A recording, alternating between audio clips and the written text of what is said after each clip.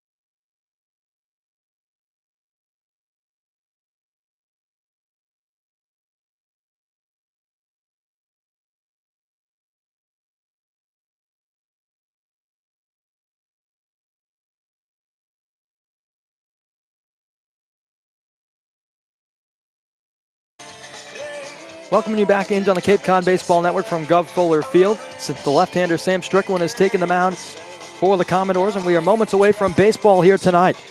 They'll be facing a lineup that looks like this for the Harbor Hawks. Anthony Servideo leading off and playing short. Following him, the newly arrived Lucas Dunn at second base. Trevor Hauber out in left. Batting cleanup behind him is Hunter Goodman. Mitch McIntyre out in center field. Brooks Carlson follows him at first. Rigsby Mosley in right. Jared DeSantolo at third base. And Chad McDaniel rounds out the order in the number 9 spot.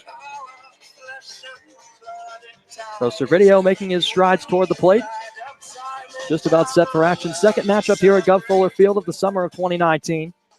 Leading off for the Harbor Hawks, the shortstop from Hyannis coming into tonight at 1-9-1. Meanwhile, the Falmouth Commodores looking to get over 500. They come in at 4-4-1. Brendan Howe, Lyle Goldstein with you. Lefty-lefty matchup to start off the ball game. We await Strickland to toe the rubber. And Servideo steps into the batter's box. Left-hander working from the windup, kicks and fires. It's a fastball right down central for a strike. We're underway. 5:59 first pitch time here from Gov Fuller Field in Falmouth. Strickland working with an 0-1 count. Another fastball, chopper on the ground towards second. Played on a hop by Cruz. Fields and fires to first in time, and Servideo's out number 1. now batting. Taking a look around the infield very quickly for Falmouth. It's Moretto at third, Kendall at shortstop, Cruz at second, and Ross at first. Left to right in the outfield, Langworthy, Deloach, and Radcliffe. And behind the dish doing the catching for Strickland is Smith. As Lucas Dunn digs in for his first plate appearance in a Hyannis uniform. Watches a breaking ball at the knees, a called strike. Well, Lyle Lucas is a guy that had a very strong year at Louisville. Digging in from the right side, making his first plate appearance in the Harbor Hawk blue and orange. The pitch. Fastball sliced down the right field line, drifting foul. Yeah, you're absolutely right that he did in Louisville, a team that made it all the way to the promised land in Omaha. And Dunn, as a result, usually found himself right at the top of that Cardinals lineup and made a pretty nice impact as well. Working with a 2-strike count. Breaking ball is up high. 1 ball, 2 strikes. Dunn hit .309 with the Cardinals in his 2019 sophomore campaign. Trying to get the bat going here on the Cape with the Harbor Hawks. The 1-2. Fastball down. Strickland pushed that one down and away into the dirt. Count evens at 2-2. Monday night in Wareham was one to forget for Hyannis for sure. They dropped that one 10-1. Trying to get the bats going again. That put up 7 runs against Harwich on Sunday. 2-2. Fastball sliced off to the right again, out of play. So Trevor Hauber set to follow Dunn in the on-deck area. Nobody on, 1 down in the Hyannis top half of the first. Strickland shakes off a couple signs from Smith. And now we'll take a quick step off and take a stroll down the back of the mound. Well, Falmouth and Hyannis, the only 2 teams without a triple on the season. As Dunn takes a look at a fastball high at the letters. Count evens or moves to 3-2. A lot of teams racking up the extra base hits. Hyannis and Falmouth, 2 of the ones lower on that list. The payoff from the left-hander. Fastball fouled straight back.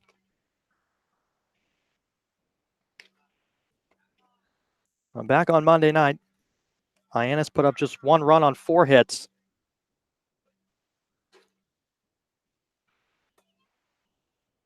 As Dunn steps back into the batter's box, the next payoff pitch on the way. Fastball again popped up right side in foul ground. Ranging after it is Ross toward the fence, but he will run out of room. So Dunn putting up a lengthy at-bat in his first plate appearance here with Hyannis. Forcing the left-hander from Sanford to sweat a little bit.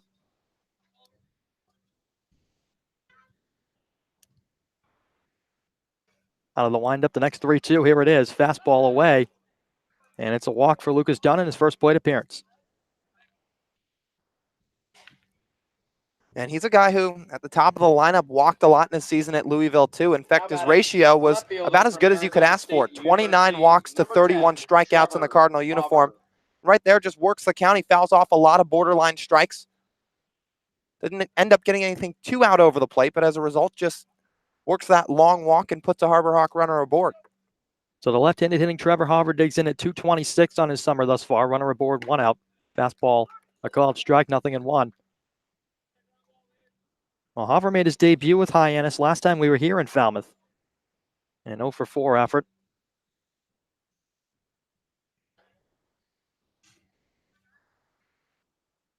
The 0-1. Breaking ball in the dirt. Dunn takes off for second. Throw down from Smith on a hop. It's going to trickle into center field, and Dunn's taking off for third. The throw into third. He's going to be in safely with a dive. So Lucas Dunn taking 2 bases on 1 pitch. A wild throw from Smith that got into the outfield. And right away, Hyannis with a runner in scoring position and just 1 out. Well, he's really not wasting any time, is he, Brendan? Sees that ball in the dirt, just a good down angle read from Dunn, swipes second quickly, and then a wide throw from the catcher Smith allowed him to take an extra base to third as well. And for Hyannis, a team that could really benefit from putting up some runs early, already got a run 90 feet away with less than 2 outs. So Hopper with a 1-1 count in an RBI spot now. Watches a breaking ball go by, about thigh high for a strike.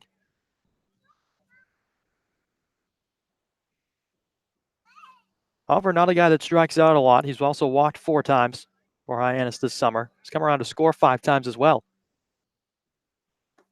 Next pitch, a breaking ball down and away. Taken down by the shoot tops. Second full count of the evening for Strickland. Lucas Dunn got aboard with a walk. Now stands at third, the 3-2. Chopper back up the middle. Ranging to his right is Kendall. And it's going to get by him into the outfield. Run's going to come in to score. Trickled off the glove as Hopper took a turnaround first base, and Dunn's in. So it's 1-0 Hyannis. Yeah, and you'll take it any way you can for Hopper. Just chops one up the middle, so a good job getting a ground ball to, was pretty much, again, right back where it came from, but it forced Kendall to move to his left, make a tough play behind the bag. He couldn't quite corral it. Dunn scored no problem. So here's the right-handed hitting Hunter Goodman waving a miss at a first pitch fastball, 0-1. Looked like Kendall tried to field and fire before he had it in his glove. Also may have struggled to pull it out of the glove and make the throw over. Nonetheless, a run comes in, and Trevor Hopper's aboard at first with still 1 down. 0-1 to Goodman. Fastball fouled away. Decent-sized crowd on hand to Gov Fuller. Some fans still filing in as we speak. But a beautiful night to take in a ball game here on Cape Cod. Hunter Goodman trying to get things going with the bat again. Had a couple long balls earlier on in the season. The 0-1. Fastball, that one on the ground towards short. Kendall in to get it. We'll go to short, way to second for 1. Back to first, not in time. So Hunter Goodman breaks up a double play attempt. So he is aboard with a fielder's choice, and that'll bring up Mitch McIntyre. Now batting. Which is kind of a jam shot. Put it on the ground to short, and Kevin Kendall clearly didn't have any serious bad memories from the previous play. Just made up for it, no problem. Quick throw and flip on the transfer to the second baseman, Cruz, to get the force out. So here's Mitch McIntyre making his return to the lineup.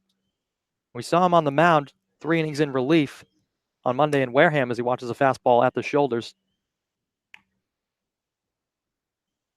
Mitch with the bat this season, 214 clip. Has a double and 3 RBIs to his name as well. Tough lefty-lefty matchup against the southpaw Strickland with Goodman aboard at first. The 1-0. Again, and that runs in and plunks him. It was another high fastball. McIntyre turned the back, tosses the elbow guard, and he'll head down to first. 2 on, 2 down. And that'll bring up Brooks Carlson.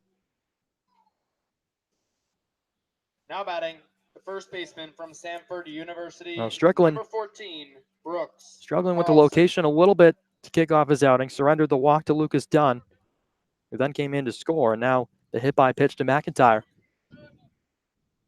And will be matched up with the right-handed hitting Brooks Carlson. First pitch to him. Fastball cracked in the air right side. Drifting over to get it toward the line. Radcliffe, he's got it lined up, and he'll make the grab to end the inning.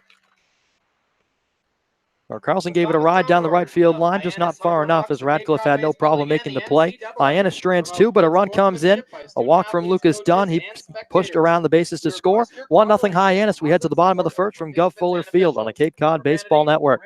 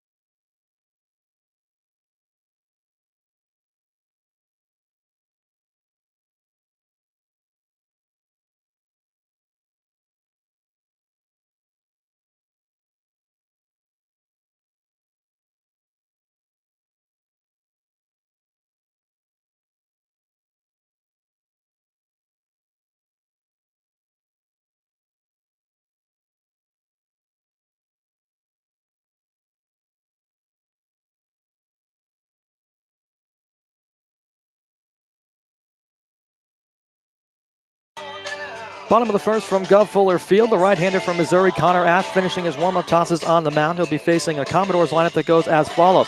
Hayden Cantrell, the Cape Cod Player of the Week, leading off DHing. Zach DeLoach in center, followed by Trey Cruz at second base. Austin Langworthy in left. Tyler Ross behind him at first. Taylor Smith doing the catching tonight. Baron Radcliffe in right. Stephen Moretto at third. And rounding out the nine, Kevin Kendall at short. Number 5, Hayden. So Connor Ash making his first start in Hyannis uniforms. Made 3 appearances thus far this summer, all of them in relief. And he has been absolutely splendid, to say the least. He struck out 14 in 7 innings pitched and has not allowed an earned run yet. In for a tough matchup right off the bat here with Hayden Cantrell. Fires in a first pitch fastball that misses just wide, 1-0. So Cantrell, we mentioned it a bit in the pregame show, way up over 300 at 323. 1-0 from Ash. Fastball swung on, lifted left side in foul territory. DeSantillo ranging after it, but we'll watch it sail. So the count evens up at 1-1. Well, there's really not much more you can say about Ash. He's only given up 3 hits and 5 walks in those 7 innings in those 3 games out of the pen for manager Chad Gassman. Shakes off a couple signs from McDaniel. 1-1 to Cantrell. Fastball high, 2-1. Yeah, and that's the reason he's up on the mound to begin the game today, is he's been so effective out of the bullpen, and he's shown the ability to go multiple innings too, that Chad Gassman decided why not give him a start. Trying to propel this Hyannis rough start back on the rails to 2-1. Fastball way in, spins Cantrell back out of the box. Now moves to 3-1 in favor of Louisiana Lafayette DH. Hyannis playing with the lead. They struck for 1 in the top of the first. Ash trying to protect it, the 3-1. Fastball in the air to deep right center field. McIntyre and Mosley ranging back. It's going to be McIntyre to make the play a few steps in front of the track, 1 down. Well, Hayden Cantrell sure can square some balls up to begin some ball games. I mean, you remember it the first time that the Harbor Hawks came here earlier this summer, and first pitch of the game, he hit that leadoff home run out to right field. Right there, he sends McIntyre back to about 15 feet from the wall. He gave it a ride for sure to the deepest part of the park, but Mitch just back to his left, had it in his tracks all the way. So here's the Texas A&M product, Zach DeLoach, playing center field tonight, facing Ash for the first time. Watches a fastball low, 1-0. DeLoach, another guy in the Falmouth lineup, up over 300, 333 for him. And the guy in the on-deck circle, the ever-dangerous Trey Cruz at 370. 1-0 to Zach DeLoach. Fastball wide. 2 balls and no strikes. Mentioned those 14 strikeouts for Connor. Gone just 7 innings thus far, all out of the pen. The 2-0. Fastball fouled away left side. Trails off into the trees just beyond the confines of Gov Fuller Field. So 2 balls and a strike to DeLoach. Trey Cruz on deck and Austin Langworthy to follow should we get there with nobody on, 1 down. 2-1 pitch from the right-hander. Fastball again, lifted left side down the line. Hava ranging after it. He's got a beat on it, and he'll make the catch just to the right of the chalk. Well, so for Ash, just a couple of fly ball outs. Cantrell got a good piece of that one in his first at bat, but for Zach DeLoach, just kind of lifted it down the left field line, a can of corn for Hava, and for Ash, first 2 batters not overpowering yet, although you can expect it to come, but still finding ways to retire some Commodore batters.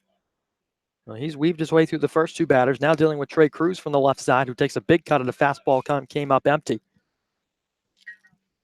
So 0-1. Connor Ash has been ever so mighty for this Hyannis pitching staff. One of the few bright spots. Here comes the 0-1 out of the windup. Fastball popped up, and that will drift off out of play. There's a slight breeze blowing toward the outfield to right center. More fans continuing to make their way into the ballpark. 1-1 is the count to Trey Cruz. Nobody on, 2 down, bottom of the first. Right-hander winds and fires a high fastball at the letters. And the count moves to 2-1.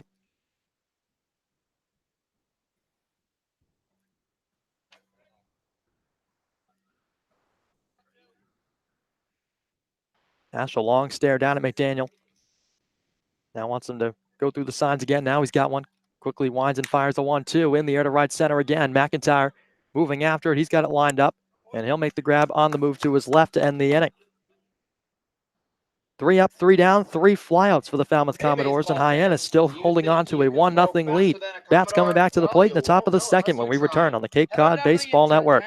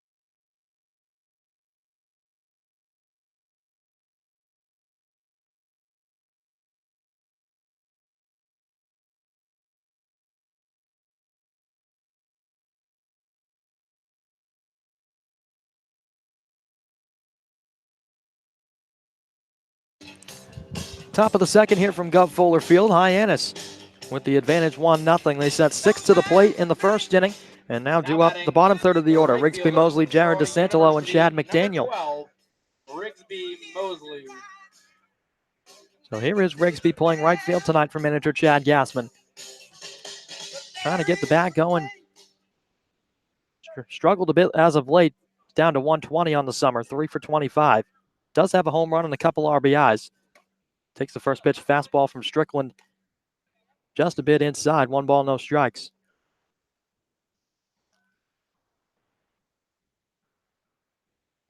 Tall left-hander Strickland winds and fires. Mosley cracks one down the right field line.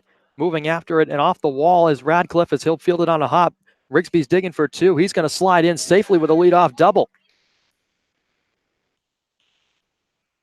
So Rigsby Mosley, the Troy outfielder, turning around an inside fastball down the right field line, and he's in scoring position right away for Hyannis. And maybe this is some signs of life for the offense, Lyle. Yeah, and we know Rigsby can hit. I mean, he puts it on display every day in batting practice. He's put it on display the last 2 seasons at Troy. Sometimes this league can just humble you, though, and it's about making adjustments. For Rigsby, like you said, just turns on a fastball in the inner part of the plate and just misses a home run by a matter of a couple of feet, but a good sign for the Troy outfielder there and a good sign to start the top of the second for the Hyannis offense. Well, here's a guy, Jared DeSantolo, the third baseman from FAU, who's had himself a monster summer thus far. A .350 average, 7 for 20, couple of doubles, couple of RBIs as he watches a fastball inside. Also a guy that shows some good patience at the plate, 6 walks on the summer. Got a chance to drive in a run and double the lead for Hyannis on the scoreboard. 1-0 from Strickland, fastball popped up left side.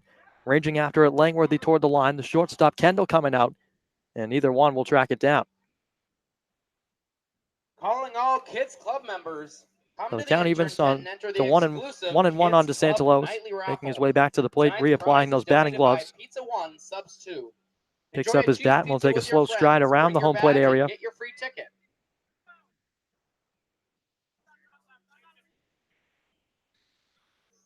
Strickland's got a lively fastball.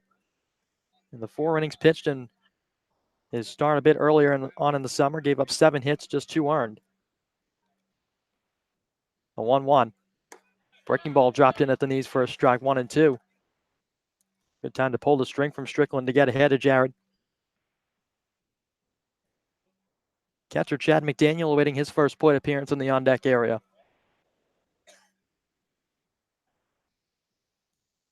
Hyannis forcing Strickland to work from the stretch early on with Rigsby Mosley at second, nobody out, the 1-2. Breaking ball in the dirt to Santolo. A check swing, appeal down to third, and no swing. That's Mike Hinojosa down there at third base. Dave Perry is at first, and Mike Beal behind the plate. The count evens to 2-2 on DeSantolo, and immediately upon the check swing, looked back at the dugout and said, "I did not go." And he was right. So staying alive in that left-handed batter's box to see another pitch. Strickland winds and fires the 2-2. Fastball low. The count swells full.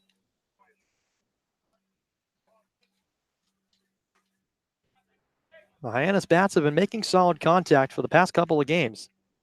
Just last night in Wareham, or Monday night, I should say, in Wareham, unfortunately, it was just hit a lot of times right at fielders. So DeSangelo working with a 3-2 count. Here's the pitch. Fastball low, and he draws a walk. Second of the evening surrendered by the Sanford starter, Strickland. And it's 2 on, nobody out now for Chad McDaniel. Catcher from the University of Missouri. And that's a really good sign. I mean, we've talked about it. Jared has the ability to draw walks and work counts pretty well. He does so right there to put the first 2 guys aboard for Hyannis. And we'll see what Chad Gassman opts to have Chad McDaniel do here, because this is a situation. Harbor Hawks already up 1-0. You got 2 on with nobody out. Seems like a situation where the bunt might be in play. We'll see what Chad opts to do against the lefty Strickland. Well, it is a righty-lefty matchup. If he can push one down the first base line. And he does opt to bunt, but he pops it right back to Strickland. And both runners are forced to retreat.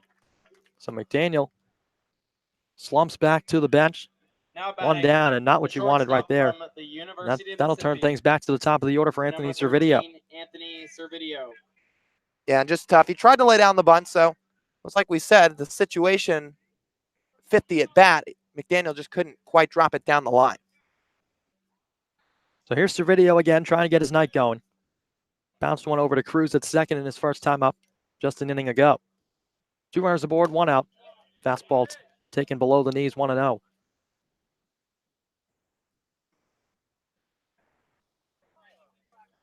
Hyannis tonight in their road blue jerseys with the orange print and the white trim. And of course, the navy blue pinstripe pants. 1-0 to Servideo. Fastball catching the outside corner, painting the black nicely with Strickland. And the count draws even. Meanwhile, for Falmouth, black home jerseys, maroon print and numbering with the white trim. And the black stripe going down the white home pants. 1-1 to Servideo. Up high, and he plunked him. Right off the back shoulder, and that's the second hit batsman in as many innings for Strickland. Yeah, the command just really hasn't quite been there for him so far. I mean, you've talked about it, Brendan, a good fastball out of that left arm of Strickland, but it's kind of been all over the place. You just saw him hit Servideo. We saw him hit Mitch McIntyre, and he's already given up a pair of walks to DeSantolo and Dunn. So not the ideal start for the lefty out of Samford. Well, here's the man that's drew the first of the 2 walks, Lucas Dunn. Came around to score the lone run that's on the scoreboard thus far. Facing Strickland for the second time. Waves and misses at a fastball low, 0-1.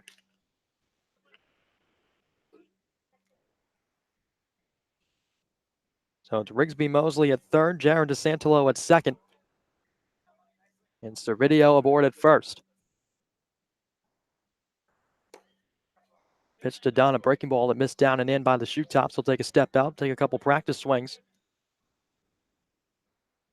So again, Strickland trying to work in that breaking ball a little bit. I mentioned he's got that lively fastball, but trying to keep these hitters off balance. Here comes his 1-1. Breaking ball in the dirt again, gets by the catcher Smith, but not far enough for Mosley to try and scamper home. So he's back to the bag. 2 balls and a strike to the Louisville product, Dunn. Hyannis with a chance to try and break this one open. They held a pair of 5-run leads last time they were here at Gov Fuller Field, but wound up tying 9-9 in 10 innings. Strickland takes another step off. Can't really get on the same page with Smith here in this at-bat to Dunn. Now he's got a sign. Left-hander winds and deals, fouled straight back. So 2 balls and 2 strikes to Dunn. Bases juiced, 1 down. Hyannis, top half of the second inning from Gov Fuller.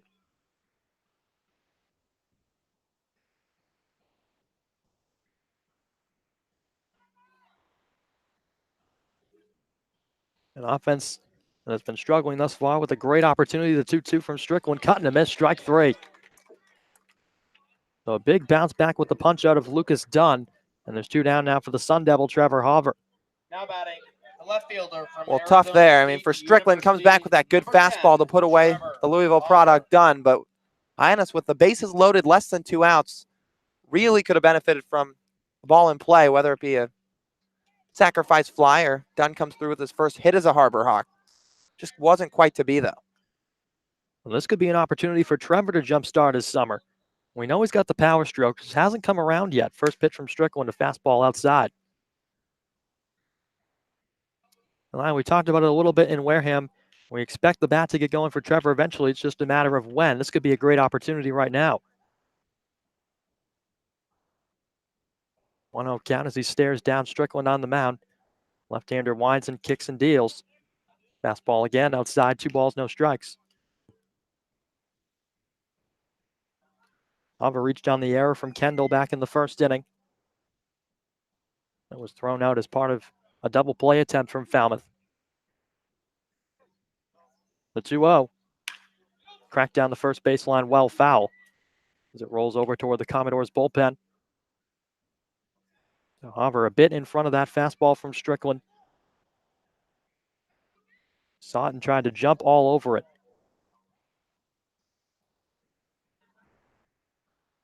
So 2-1 to Trevor as he digs back in. Kicks some dirt around the box, taps the plate a couple times. Strickland's 2-1 on the way. Fastball fouled off to the left just past the Hyannis dugout. So it's Deuces Wild with the bases loaded.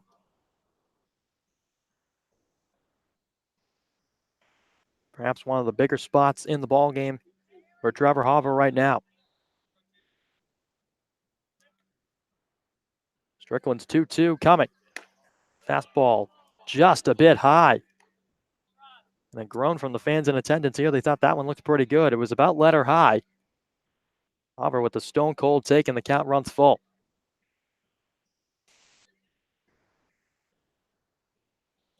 So Strickland's got nowhere to put him. 3-2 count with 2 down. Left-hander working from the windup. Here's the pitch. Fastball fouled straight back. Runners were off with the pitch. Another high fastball from Strickland. Hauver was ready for it. Fouls it off to stay alive. Yeah, obviously got to protect with 2, especially in a bases loaded situation.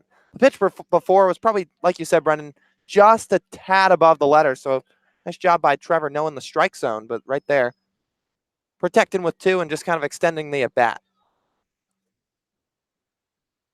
Hauver waits the next 3-2. Runners go on the ground and past the glove of Cruz into right, a base hit. Mosley's in to score. Right behind him, Jared DeSantelo stopping at third base is Anthony Servideo. It's a 2 RBI single off the bat of Trevor Hauver, and Hyannis stretches the lead to 3. Now batting, the designated hitter from the University of Memphis. Well, right on cue, Brendan. You said RBI opportunity right in front of Trevor, and he capitalizes on it. Just shoots one right through the right side. Pretty well hit ball on the ground as well. Scores 2 runs in for Trevor. That's RBIs number 3 and 4 for him, and in a pretty nice situation, too, to give the Harbor Hawks a little bit of a cushion here in the second. So here's Hunter Goodman now, another RBI opportunity as he lifts this one in the air on the infield. First baseman Ross drifting over, and he'll make the catch on the infield grass, and that will end the frame. But more importantly, Hyannis strikes for 2 on the 2 RBI single off the bat of the Sun Devil, Trevor Hauver. They stretch the lead out to 3. With the home team Commodores on their heels in the bottom of the second when we come back on the Cape Cod Baseball Network.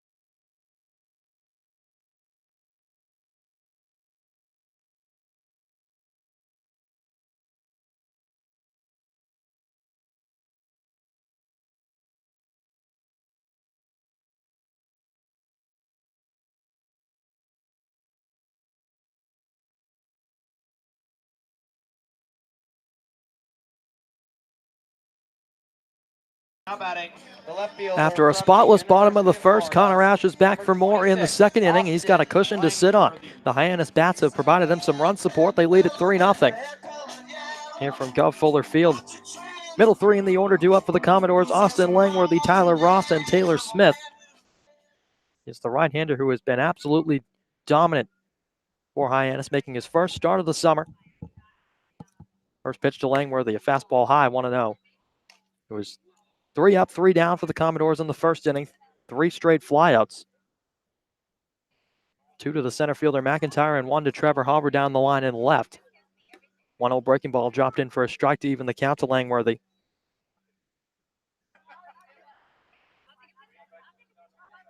So Connor Ash, a shining star out of the Hyannis bullpen for 3 appearances, and now making his presence felt on the mound here at Gov Fuller to start off the ball game. Langworthy spins the bat a couple times. Now he's ready. Ash out of the windup, the 1-1. Breaking ball at the knees, strike 2. Well, not only does Ash have that lively fastball, Lyle, he also can work in that breaking ball, and it's devastating when it's on. Yeah, absolutely. And a lot of times that's his out pitch. 1-2 coming. Fastball, strike 3. Wave and a miss from Langworthy. Ash climbs the ladder on him, punches him out, 1 down for Tyler Ross. Now batting the first baseman. Well, you were from talking the about it. The strike, University of that's Alabama, usually a strikeout pitch. That time he went to the number fastball, 20, Tyler elevated a little Ross. bit, changed the eye level. And there you go, 1 down. Well, that's not the only way to get outs. And what Ash did right there was absolutely perfect. Drops in a breaking ball, changes speeds, and then raises the eye level with the fastball. So the Alabama first baseman Tyler Ross steps in. Checked his swing on a fastball, but a called strike anyway. And the count is 0-1. Ash looking to silence these Falmouth bats. He's done a good job through 4 hitters so far. The 0-1. He's caught in a miss. Another high fastball again. Ash just blowing it by these hitters. Tyler Ross, the guy batting 5th tonight for the Commodores, but still in search of his first hit of the summer. The 0-2. Fastball well high that time. Couldn't entice Ross to go after it. But if it ain't broke, don't fix it. Just went after 2 straight up there. Why not throw it again? Count moves to 1-2 as the right-hander wants McDaniel to go through the signs again. Now he's got one, the 1-2. Fastball spiked in the dirt. Pair of teammates the battery tonight for Hyannis. Chad McDaniel from Missouri, Connor Ash from Missouri.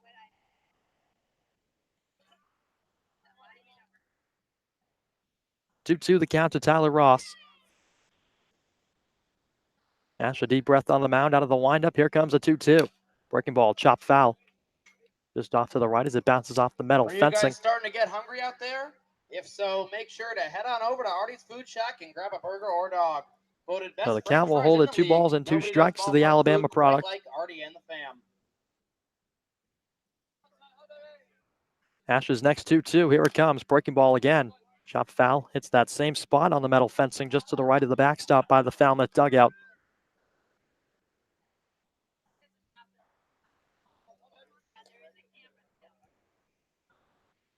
Free runs on just 2 hits, but a couple of free passes for Hyannis. And giving the right-hander Ash a cushion. The next 2-2. Breaking ball. Strike 3 called. He got him on the outside corner. Freezes Tyler Ross as he heads back to the bench. Quickly 2 down. A couple of strikeouts in the frame for Ash, and that'll bring up Taylor Smith. County College, number 32. Well, that top of the Taylor first inning, he Smith. gave up the 3 flyouts in order. And so far here through the top of the second, nobody's touching him. We know he's got the ability to miss bats. Punched out Langworthy with a high fastball and then changes it up against Tyler Ross. Gets him just looking on the outer edge with a breaking ball. So Taylor Smith batting from the right side from Grayson County College. 2 down, nobody on. Ash's first delivery. Fastball just a bit low and away. Well, he racked up 63 strikeouts and 23 appearances in his college season at Missouri.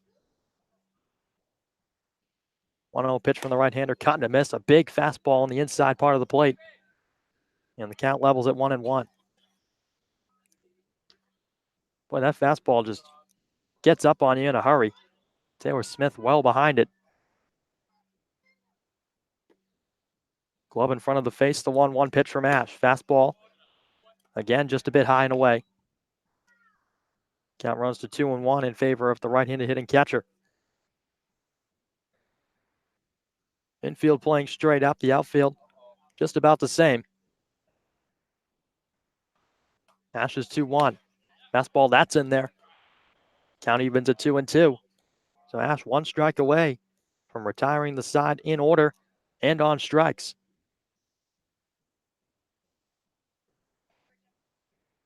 .511 Ash is set for the 2-2. Breaking ball swung on and missed. He got him. Connor Ash, how about it? 6 up, 6 down, 3 strikeouts, 3 in a row in the second inning to retire the side. Hyannis with the advantage, 3-0, with the bats coming back to the dish in the top of the third when we come back on the Cape Cod Baseball Network.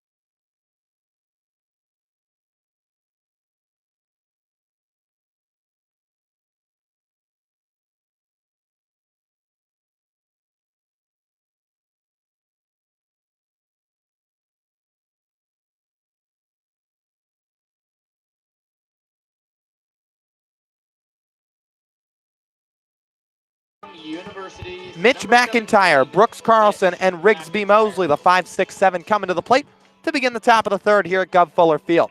That'll be the left-hander Sam Strickland back on the mound for the Falmouth Commodores as they trail 3-0. So Strickland out of the windup, shakes his head a couple times at his catcher Smith, now fires home. McIntyre swings away, ground ball right side, backhanded stop by Ross, will take it himself to the bag, and he wins the foot race. So 1 down on 1 pitch to begin the top of the third. Now batting the first baseman from Samford University, number 14. And with that, it'll bring up Brooks Carlson, the Samford first baseman. And a couple of Samford Bulldogs are set to go head-to-head for the second time. Carlson flew out to right in his first at-bat. He swung away at the first pitch against his college teammate Sam Strickland. He rocks and fires. First pitch fastball down Broadway for strike 1.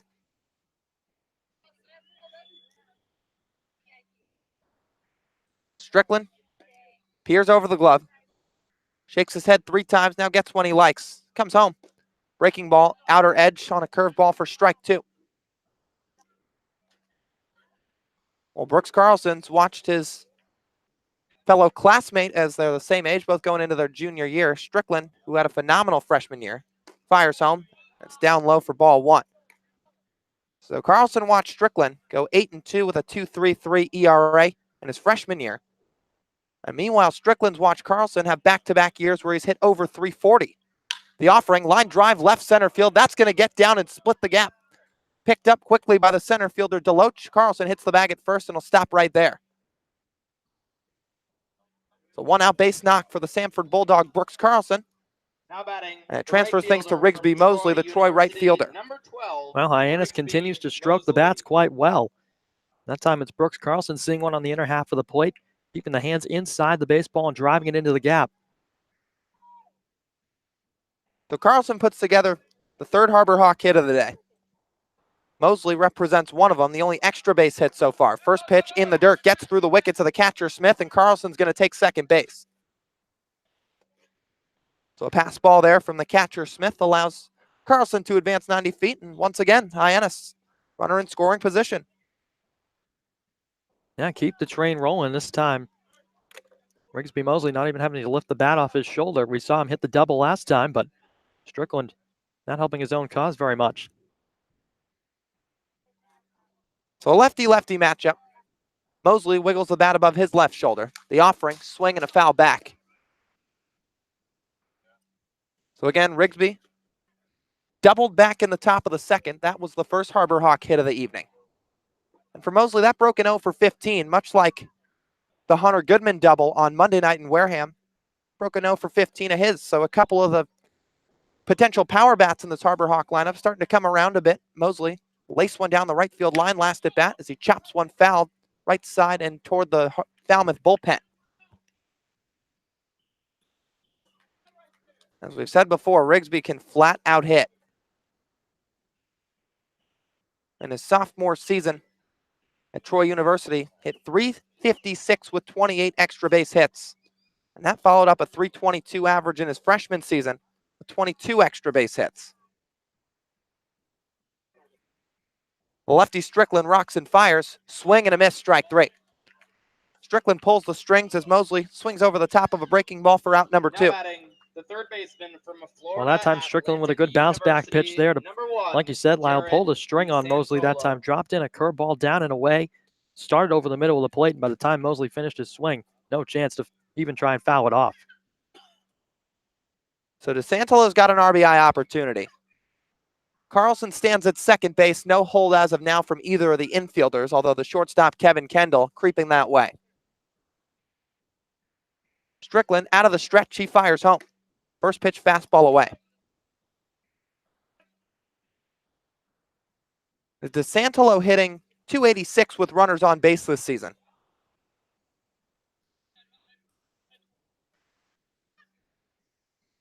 On the year, he's got 2 RBIs as well. The offering. Line drive, foul, left side. It's spoiled out of play over the third base grandstands, just behind the Harbor Hawk dugout. Brendan touched on it earlier. Jared having quite a nice season. .350 average as we stand right now.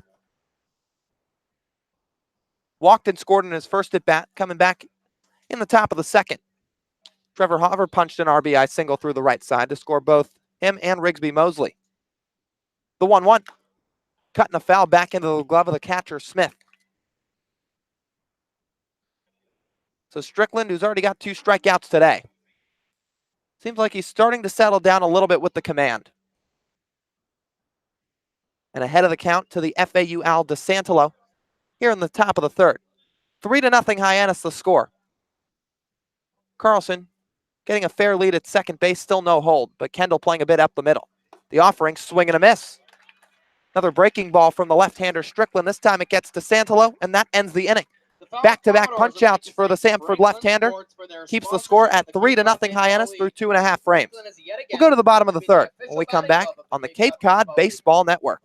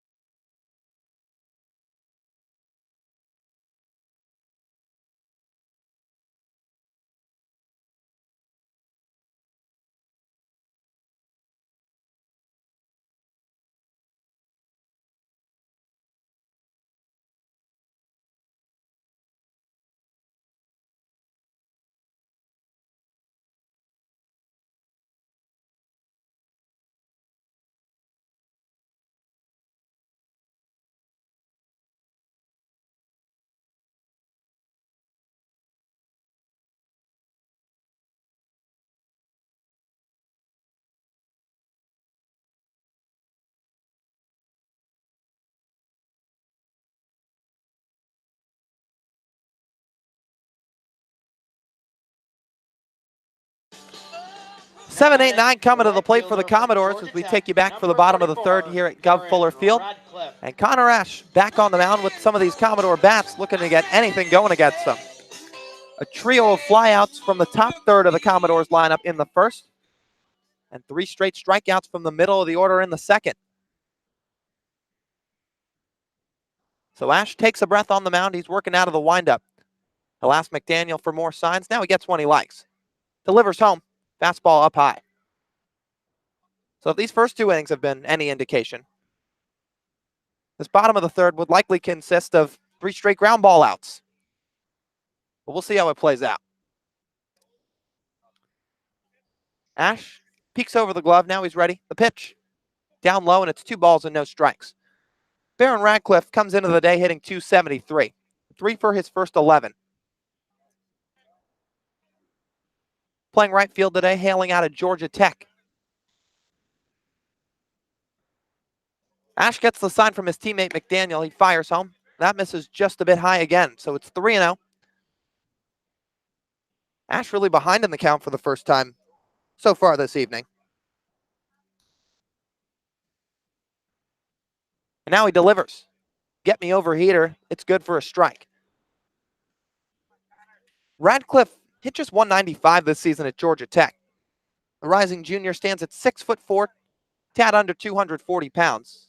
Got a menacing stance on the left side of the box. Swings and cuts right through it to fill up the count. 3-2.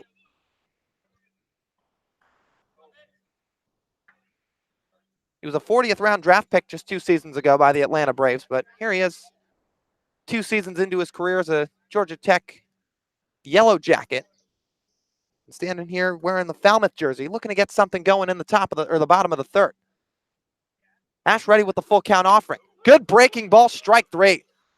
4 straight strikeouts for the Missouri Tiger, Connor Ash. That freezes Radcliffe for the first out of the third. And that's just unbelievable. Down 3-0 in the count, the ability to battle back, couple of big fastballs, one for a swing and a miss, and then he just drops in that devastating breaking ball that we've talked so much about. So now he's going to deal with Steven Moretta. And the Cal State Sacramento infielder has yet to find his success out on Cape Cod in 2019. The righty Ash ready fires home. Ground ball out to short. Servideo moves a step to his right, makes the play out in front. Low throw, and it can't be picked out by Carlson, so Moretto beats it out. First base runner reaches for the Commodores here today as Moretto's on at first base with 1 down in the bottom of the third.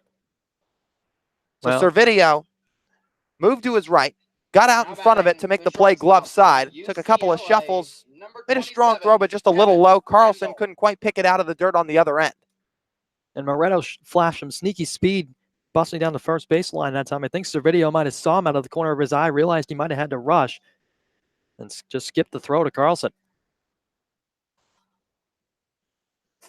Now brings up Kevin Kendall. First pitch from Ash, down in the dirt, spiked or chested up by McDaniel. And holding put at first base will be the runner, Steven Moretta. So some good speed down the line like Brendan mentioned. But meanwhile for Kendall,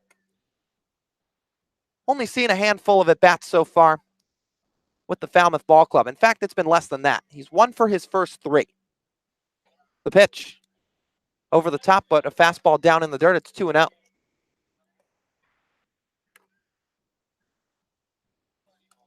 Kendall in his 2019 season at Westwood, or rather 2018, put together 47 hits, 3 long balls as well. And he serves as a viable piece of that UCLA Bruins ball club. Pitch, fastball on the outside corner. And for UCLA, they were the #1 national seed going into the NCAA tournament this year. Made it all the way out to the Super Regional before they lost in 3 games to the Michigan Wolverines. And where do those Wolverines stand now? Well, they're 1 win away from a national title.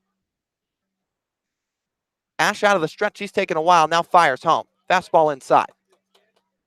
3-1 the count to the hitter, Kendall. But Michigan and Vanderbilt set to square off in just about 10 minutes. That'll be out in Omaha at TD Ameritrade Park. Game 3 and the final collegiate baseball game of the season. It's win or go home for both Vanderbilt and Michigan. Will come up just shortly, but here, Ash has a 3-1 count as he delivers to the Bruin Kendall. Good for a strike right at the bottom of the zone. Painted that one up pretty well. Kendall started to walk toward first base, but home plate umpire Mike Beal says, come right back. Kendall hitting from the left side. On at first, that's the runner, Steven Moretto. Ash gets the sign, takes a breath, checks the runner. Now he's going to throw over. That time it's picked out of the dirt by Carlson and back safely Moretto. So Ash put a pickoff move well into the dirt, but Brooks just scooped it out, no problem, and he kept the ball out in front of him. And that saved the first runner in scoring position for Falmouth. A nice play by Brooks to help out Connor on the hill. So Ash ready, he'll take a breath. The 3-2 in the dirt, ball 4. So Kevin Kendall draws it to a full count, but ultimately works a walk, and that puts Falmouth runners on first and second. Now batting. Well, Ash had used that breaking ball as his put-away pitch for the majority of his outing. That time just got a little bit too much on top of it, put it in the dirt. Couple runners aboard now. So that flips things back to the top of the lineup, and the ever-dangerous Hayden Cantrell's going to dig in, the Louisiana Lafayette infielder. Fresh off his Cape League Player of the Week honor, as he pinwheels the bat out toward Ash a couple times. He'll come set. Into the motions and the first offering. Just inside, and it's 1-0. Cantrell, one of the Falmouth returners here in 2019. Only hit 174 his first campaign out here at Gov Fuller Field. But his 2019 season, a little bit of a different story. 63 hits to go along with a 3.01 average. A pitch from Ash, breaking ball, that gets just to the right of the catcher, McDaniel. Both runners take off, throw to second, not in time. So tag applied way late by Servideo over at second base as Kendall stole second, moving down to third, Steven Moretto. And Falmouth has something cooking in the bottom of the third frame. Yeah, the first threat of the ballgame for the Commodores, and first time that Ash has been out of the stretch. So it's a 2-0 count to the hitter, Cantrell.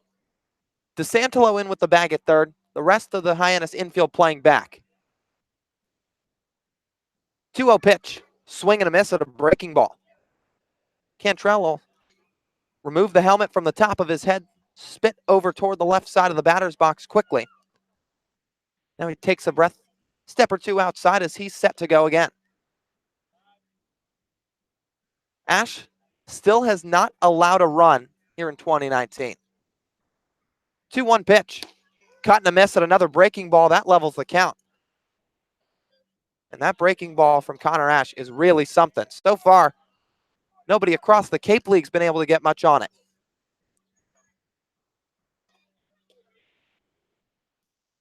Ash stares in at McDaniel. Struck out 63 guys in 2019. Already 18 so far this summer. The offering in the dirt gets away from the catcher, McDaniel. But home plate umpire Mike Beal is going to say that it hit Cantrell on the foot, so he's going to be awarded first base, and maybe that helps Hyannis. A little bit of a blessing in disguise. Yeah, I was just about to say, it saved a run for sure. No doubt it skipped in the dirt, but home plate umpire Mike Beal certainly helping out Ash in the aspect that now it puts a double play back in possibility. So it was a 2-2 count. Ash just kind of put one, what was close to being in the dirt before it hit the foot of Cantrell. It skipped way to McDaniel's left. It would have easily scored the runner Moretto from third. But instead it loads the bases for Zach DeLoach, who back in his first at bat gave a lazy fly out to left field. With the runner on, that puts the double play back into position. DeSantolo still in. The right side of the infield as well as the shortstop Servideo back. Ash back to the windup. First pitch, swing and a miss. DeLoach chases the fastball up out of the zone, and he comes up empty.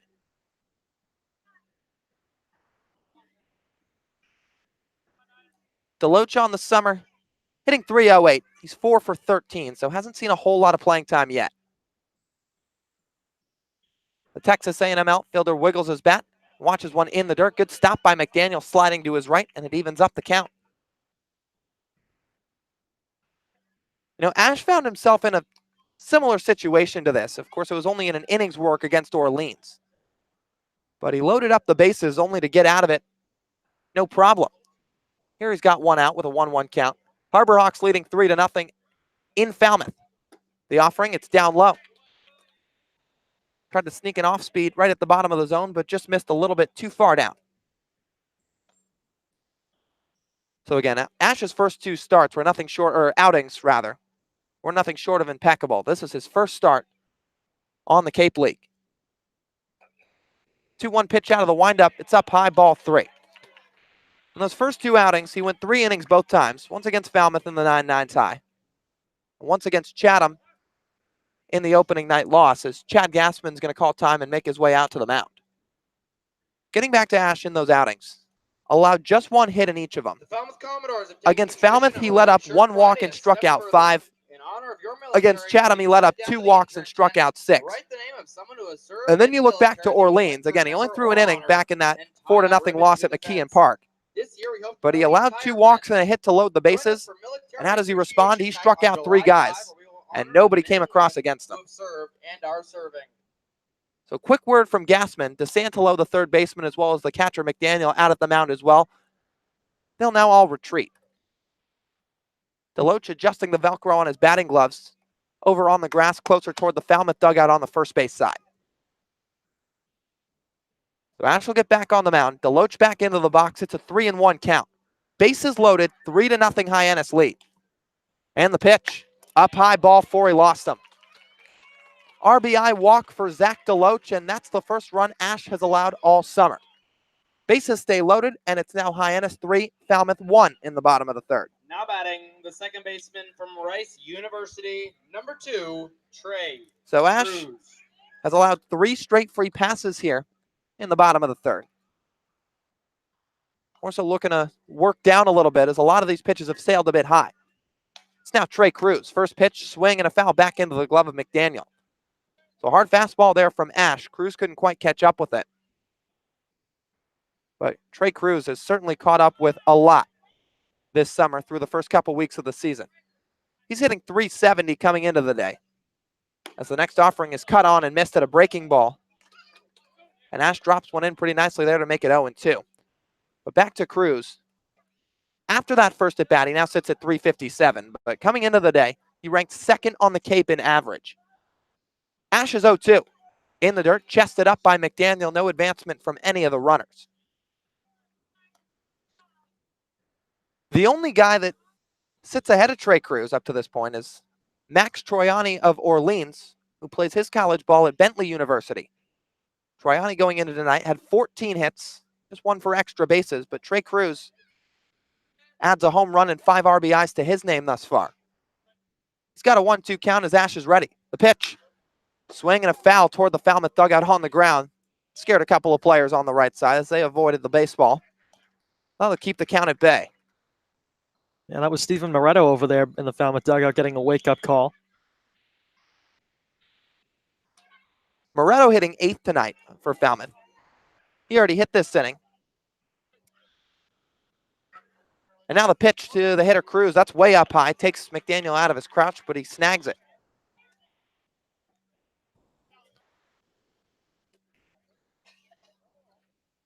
Moretto was the run that came around to score as well. Otherwise, it's Kendall at 3rd. Cantrell at 2nd. Deloach at 1st. Now the 2-2. Just down low, and the count swells up. 3 balls, 2 strikes. That's one heck of a take from Cruz there to recognize the breaking ball. Looks the same as the fastball out of the hand. So Ash staring down the hitter Cruz. He peeks over the glove, now into the motions. 3-2. Down low, ball 4. 4 straight free passes allowed by Connor Ash, and that brings home another run. Kendall steps on the plate. Everybody moves up 90 feet, and it's now Hyannis 3, Falmouth 2 in the bottom of the third inning. University of Florida, number 26, Austin. Yeah, this is extremely uncharacteristic of Ash on the mound. Not what we've become accustomed to seeing from him. 4 straight free passes, like you mentioned. He's going to try and reel it in here against Langworthy. Still just 1 down. Ash is going to opt to work out of the stretch. First pitch, good for a strike, and that's interesting. Maybe he wanted to change something up a little bit here, but through 1 pitch, it looked pretty good. The bases are loaded, so it doesn't have to be out of the stretch, but he's opting to do so. Works quickly. The next offering, good for a strike, so maybe he figured something out. Langworthy today. Struck out an inning ago. That was the first strikeout culprit of Connor Ash. He's a strike away from doing it again to the Florida Gator. The stretch and the 0-2. Swing and a miss, strike 3. Langworthy punches out for the second time in as many innings, and Connor Ash, 3 pitches, 3 straight strikes, all out of the stretch with the bases loaded. Well, it looks like the light bulb went off in the head of Connor Ash on the mound that time. As you mentioned, switching from the windup to the stretch, fired in a couple big fastballs right down the middle, blowing it by the hitter Langworthy, and then that breaking ball again. Got him to chase after it. Let's see if he can keep the lead here for Hyannis. He's got 2 down, facing Tyler Ross, swing and a miss. And Connor Ash is moving like clockwork up on the mound. He doesn't want to waste any time. Spits toward third base once. Leaning in at the hitter, Tyler Ross, who's 0 for 1 today with a looking strikeout.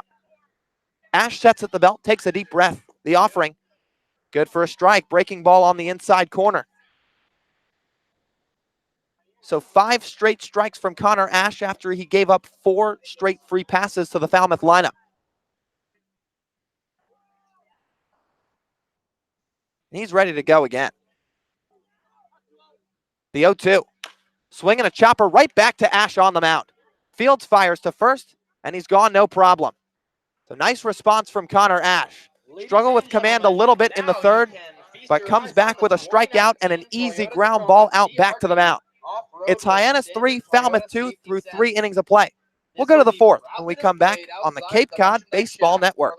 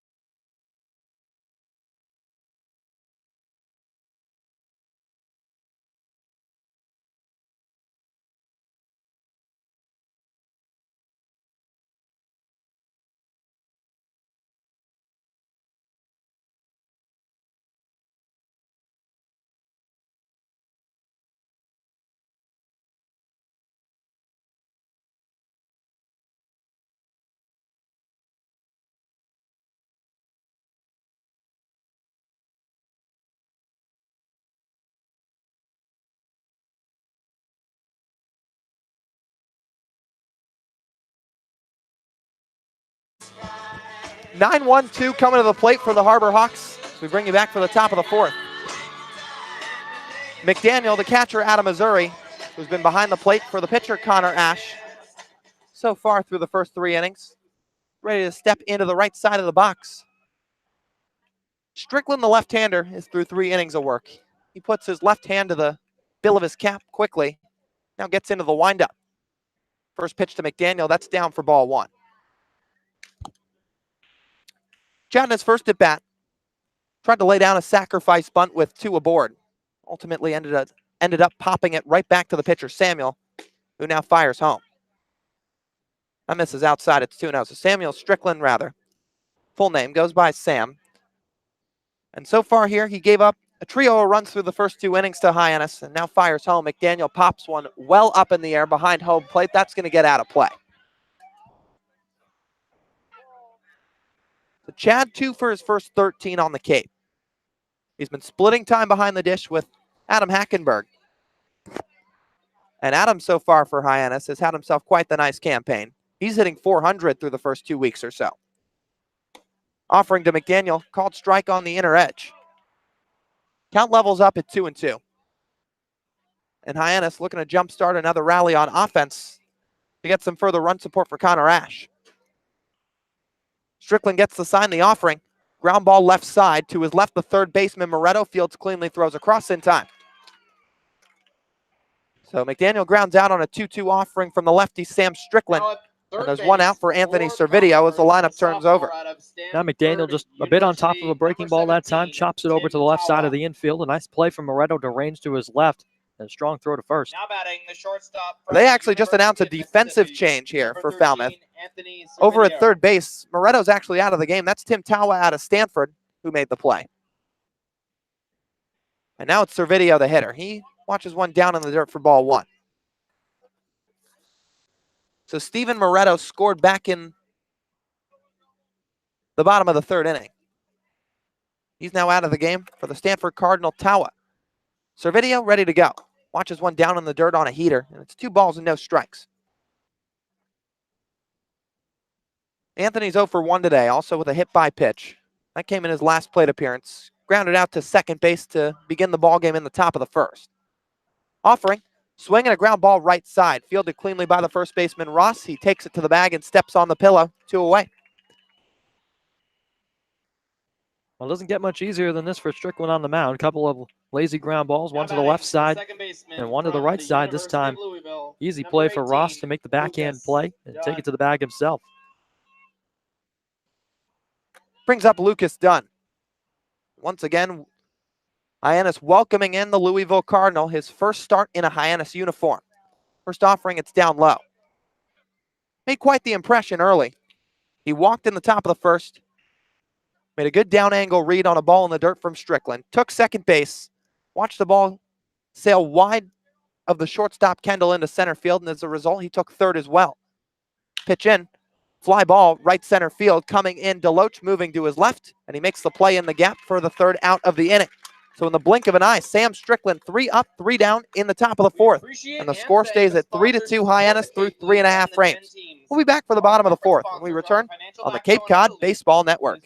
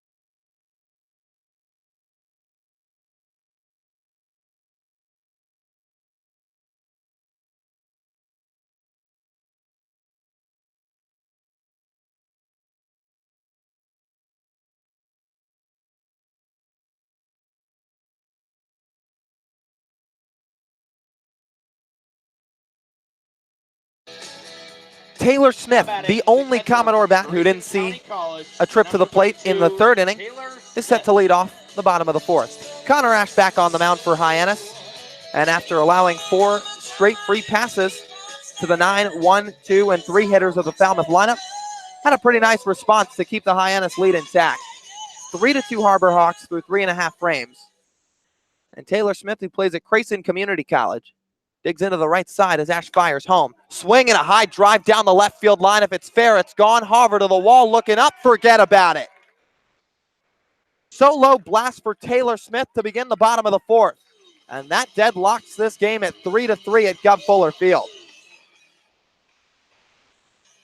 Well, in the blink of an eye, an absolute shot off the bat of Taylor Smith. That one was smoked. Straight away left field. Trevor Harvard with no chance. And it looks like Falmouth's starting to time up Connor Ash a little bit more and figure him out just a bit. That was a fastball middle. Number 44, he just Baron lost it. He just cheated on a fastball there, and he guessed right. Got all of that one as that one went about 15, 20 feet over the walls. It brings up Baron Radcliffe, who watches a fastball in for a strike. So that's really the first hard piece of contact this Falmouth lineup's put on Ash so far today. He comes back with the 0-1, swinging a ground ball foul right side. He's given up the free passes, sure, but not a whole lot of balls have been pieced up against him. That's the first home run Ash has allowed so far this summer. Of course, those runs that were put up in a pair back in the third were the first runs he'd allowed all summer, but they're right, 6 strikeout. Good breaking ball, freezes Baron Radcliffe on the outside corner, and there's one away. So Connor Ash gives up the leadoff home run, but just like last inning, good response. And it's all about how you bounce back, and right there, you got Baron Radcliffe for the second time tonight. Dropped in a nice breaking ball, and in the blink of an eye, as quick as he gave up the home run, he comes right back with a punch out. That's Ash's 20th strikeout of the summer. That brings up Tim Tawa out of Stanford. He takes a strike. And for Connor Ash, all he's been prone to so far on the elbow of Massachusetts is punching out Cape League hitters, offering swing and a miss. Ash came into today ranked tied for third in strikeouts. One of the guys that sat ahead of him, Sam Thorson, well, not anymore. Ash is at 20. That currently now sits second. Pitch down low, and it's 1-2. Missed just out in front of home plate with a breaking ball, but chested up by McDaniel. So now the only guy that sits ahead in the strikeout total of Connor Ash isn't even here on Cape Cod anymore. That's Logan Allen, who's off to Team USA for tryouts. The 1-2. Upstairs, and the count evens up. Hyannis saw Logan Allen once. That was back on Sunday in Game 1 of the doubleheader. Gave up 2 runs, but neither of them earned. Logan Allen in his 3 starts, 3 walks to 24 strikeouts. Pitch to Tawa, inside with a fastball, and the count swells up at 3-2. As a matter of fact, Allen saw these Commodores too. In fact, he saw them twice. As a result, they got 4 hits against them. That's it. 4 hits in 11 innings. Now the 3-2 offering. Breaking ball inside, ball 4. So Connor Ash got ahead of the count 0-2, but he loses Tim Tawa to a 1-out walk, and that puts a man aboard. Well, we talked about a bit earlier on in the ballgame about the lack of control from Strickland, who struggled to begin his outing. So now it's Connor Ash who's given up a handful of free passes tonight. We saw a handful, 3 of them to be exact, in the last inning. 4 if you count the hit by pitch. And now with this walk, 1 on, 1 out. Now it's the number 9 hitter, Kevin Kendall again. Swings away, pops one up, left side. That's going to get out of play. DeSantelo gives it chase, but he watches it sail onto the grandstands. But Ash, a lot of swing and miss in his arsenal. The 63 strikeouts in his 2019 season at Missouri. Ranked 3rd on the Tiger roster. He also placed 3rd in innings pitched with 53 2/3. Throw over to first, and he picks him off. In the blink of an eye, Connor Ash throws over to first base, and Tim Tawa is erased off the base paths. He can't believe it. He's having a couple words with the first base umpire, Dave Perry, but Ash got him. There's no question. And what a pickoff move. A deceptively quick feat from Connor Ash there. A jump throw and a spin to Carlson at first. It was placed perfectly too, might I add, right next to the bag. Pitch to Kendall. It's down low. Count evens up. We saw Connor Ash make a quick pickoff move over to first earlier. It was in the dirt that Brooks Carlson had to scoop out on the backhand, but that time, a absolute strike. 1-1. Swing and a high fly ball. Right center field, playable for Rigsby Mosley, who's backtracking. He settles under it and makes the grab, moving to his right about 15 feet short of the wall. That ends the inning. Connor Ash gives up the leadoff home run to Taylor Smith, but after that, a strikeout, a walk, a pickoff, and a fly out to right field. That'll do it through 4 innings. It's 3-3 here at Gov Fuller Field. We'll be back for the top of the 5th when we come back on the Cape Cod Baseball Network.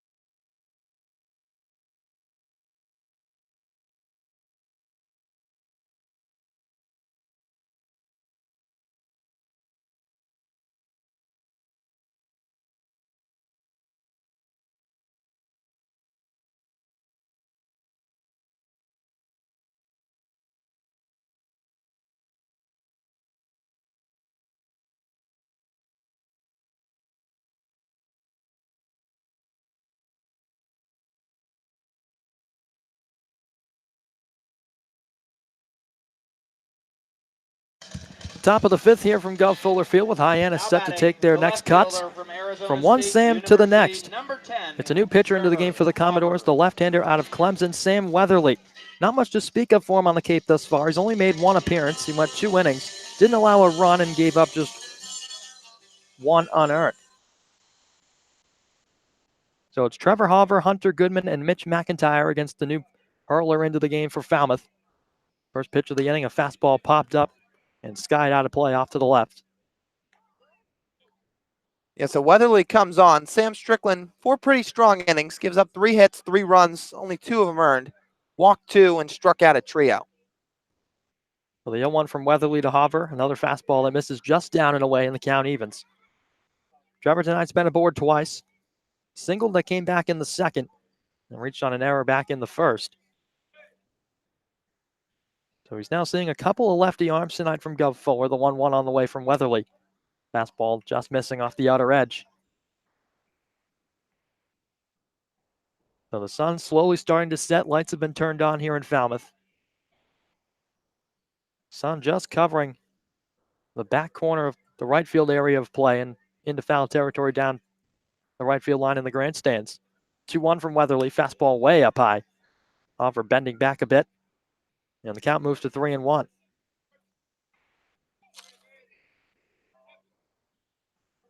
This is a Hyannis offense that was looking to jumpstart themselves, and they did that.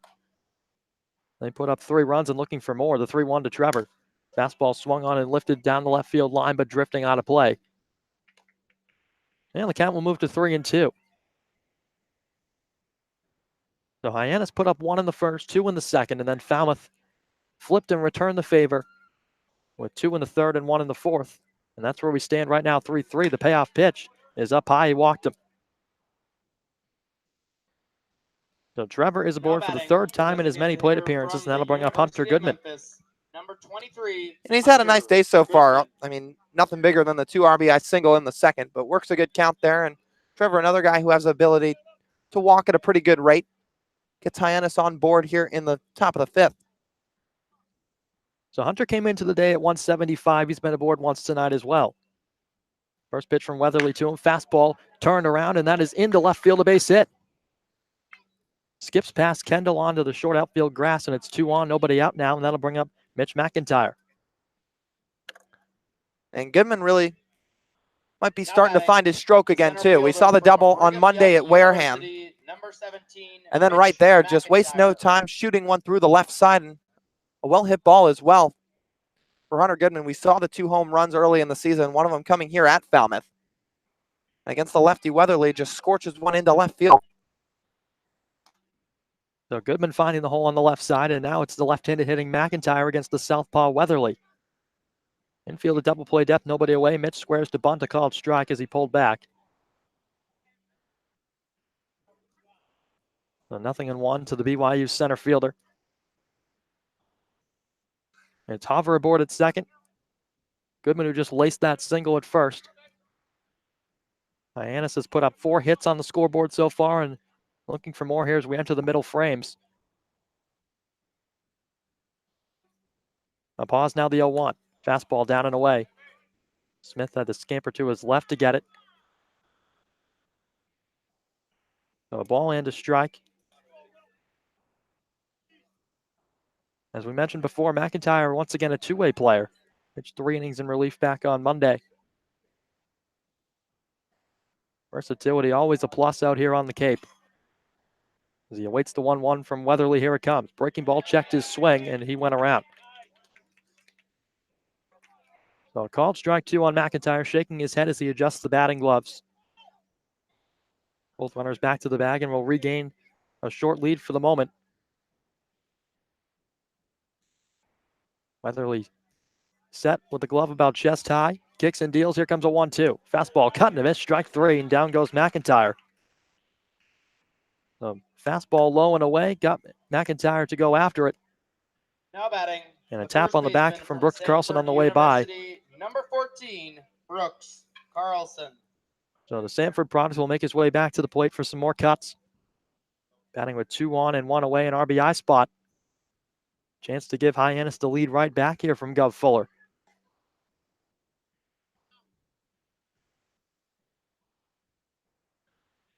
Weatherly working with a good pace to him. He's set. A deep breath. First pitch to Carlson. Fastball on the ground, left side to second base for 1, back to first. In time, a double play to double off Carlson.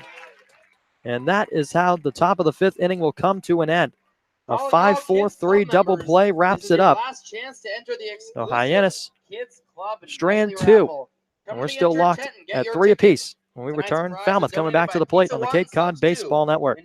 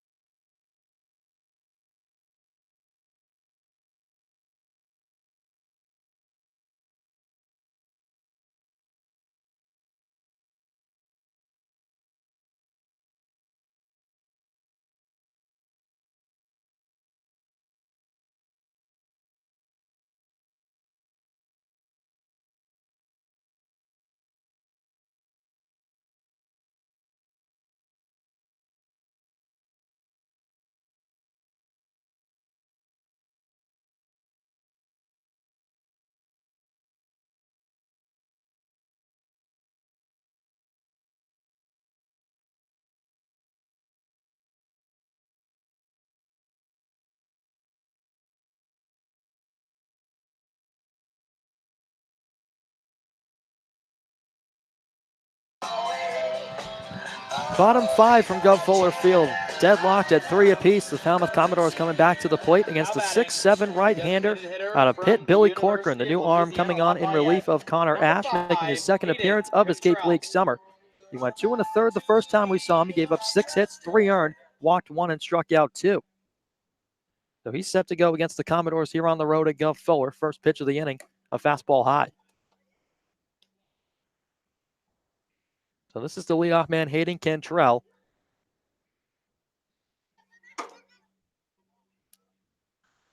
Gone 0 for 1 with a hit by pitch on the day as he sends this one in the air to shallow center. That's going to be dropped in front of McIntyre, a base hit. So Cantrell finds his way aboard for the second time tonight.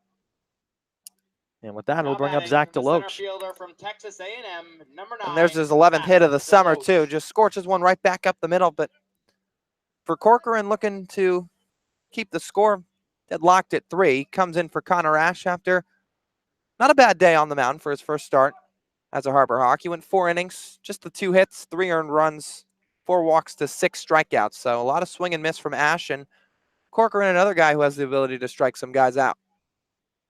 Comes set and fires a first pitch fastball that missed wide to the new hitter DeLoach.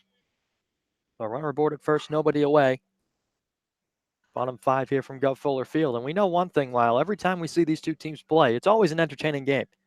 Whether it's between what happens on the field or weather conditions, as we saw at McKeon.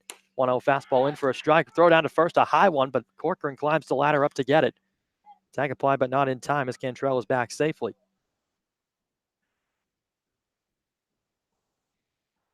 So the count evens up 1-1 on DeLoach. Flew out to Hover and left in his first plate appearance and then walked in the third. Falmouth was able to draw 3 passes back in that frame.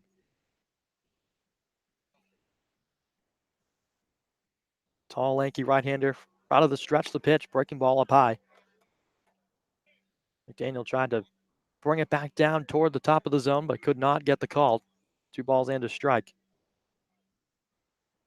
This Hyannis pitching staff looking to make amends for a rough start. Billy Corcoran, the first man out of the bullpen tonight, trying to keep this game tied. A pickoff move to first. Back in with a dive is Cantrell. Now on the mound for the Harbor Hawks, a sophomore out of the University of Pittsburgh. Pitching staff came into tonight allowing the most earned runs in the league, the most hits, and giving up the most free passes as well. Trying to go toe for toe with the Commodores on the road. The next pitch in for a strike, throw down to second base, and Cantrell swipes the bag. So the pitch was low and away where McDaniel wanted it from Corcoran. He got it, hit the spot, but Cantrell showing those wheels, hustling down to second. He's in with the stolen base. And that's his 3rd stolen base of the summer, too. So he's got some good speed in his repertoire. And a good jump on Corcoran there to put himself in scoring position. So the count 2-2 to the hitter DeLoach. Runner in scoring position. Falmouth trying to pose a threat against Hyannis in the 5th. The 2-2 from Billy in the dirt. Knocked down by McDaniel. Lost it for a moment, but then found it in between the legs. Cantrell back to the bag at second. The count's full. DeLoach has already drawn 1 walk this evening. We mentioned coming in, Hyannis surrendering 58 walks. That's the most in the Cape Cod League. Connor Ash gave up 4 in his start tonight. Corcoran at the belt. Couple looks back at second. Here comes a 3-2. Fastball in there. Strike 3 called. Painted the inner black. And that is strike 3. 1 down for Trey Cruz. The second baseman from Rice University. There's Corcoran's first strikeout, and a nice job to pin DeLoach on the inside corner with that fastball. Worked it all the way to a 3-2 count, put some pinpoint command with that fastball right there, and that helps the Harbor Hawks out big time. So out on the board, but Corcoran, another tough task at the plate here in Trey Cruz. Cruz, we mentioned, came into tonight at 370. And that last strikeout was his 3rd of the summer. As Lyle, you mentioned, he racked up 54 in his college season as he fires in a breaking ball that missed wide. Corcoran, an imposing figure on the mound. He's part of a trio of very tall pitchers on this Hyannis staff.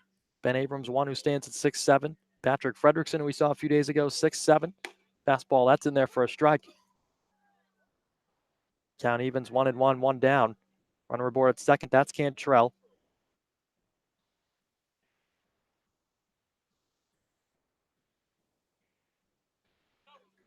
All game tied 3-3 here from Gov Fuller. It's been an entertaining one thus far if you're just joining us.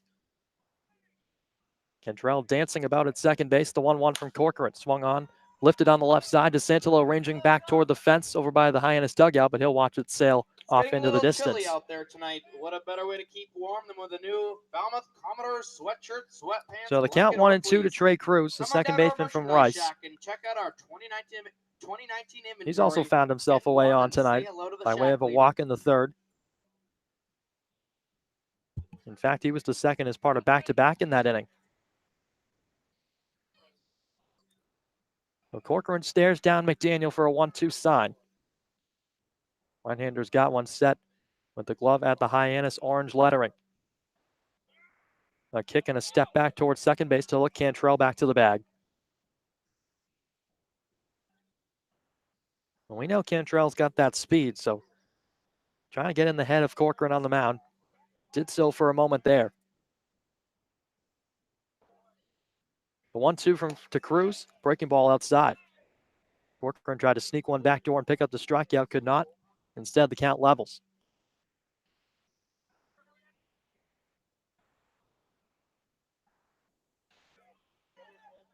Well, the narrative this season for the Hyannis bullpen, not been able to hold leads. Corcoran enters in a tie ball game as the 2-2 pitch is delivered, a fastball chopped foul off to the right. And Lyle, we've talked about it time and time again. This pitching staff does have the ability to miss bats. It's just all about picking locations and limiting the free passes. Yeah, absolutely. And you talked about the high walk total for the Hyannis pitching staff, and sometimes it's come back to get him a little bit. And for Corcoran, looking to minimize the free passes here in his relief outing. And so far, he gave up the single, but a nice job battling back to strike out Zach DeLoach. Now Cantrell still moving about on the base paths at second, and now time is called at the plate as Cruz will take a step out. But you're right. I mean, those walks really kind of let teams construct innings, and when that happens, often bad things can occur. So for Hyannis, really the bullpen specifically, trying to limit the walks here this evening. The 2-2 from Corcoran on the way. A breaking ball skied in the air to short left field. Hauber coming in a few steps. Got it lined up. He'll make the grab. 2 down. Yeah, and again, another good response from Corcoran. Just a nice offering right at the knee level of the strike zone. It forced Trey Cruz to swing and protect, and he just popped an easy can of corn into short left field. So here comes Austin Langworthy. 0 for 2 tonight, trying to turn the tide for himself at the dish. Couple of strikeouts. One in the second and one in the third, respectively. Part of a 6 strikeout performance from Connor Ash. First pitch to him with 2 down, on the ground towards second base. Over to get it is done. Picks it up, fires to first in time, and that'll end the inning. Have you guys tried your hand So at back Corcoran toss yet? If pitching is not your thing, surrenders the you should give leadoff this a single, try. Who but would wanna nothing win further. some Falmouth Commodores Retires 3 merchandise? straight, and that Well, ends that's the what you frame. get if It's you the win back Commodores toss. 3, the Harbor Hawks 3. For only When we come back on the $2. Cape Cod Baseball Network, it's Hyannis coming back to the plate looking for a lead.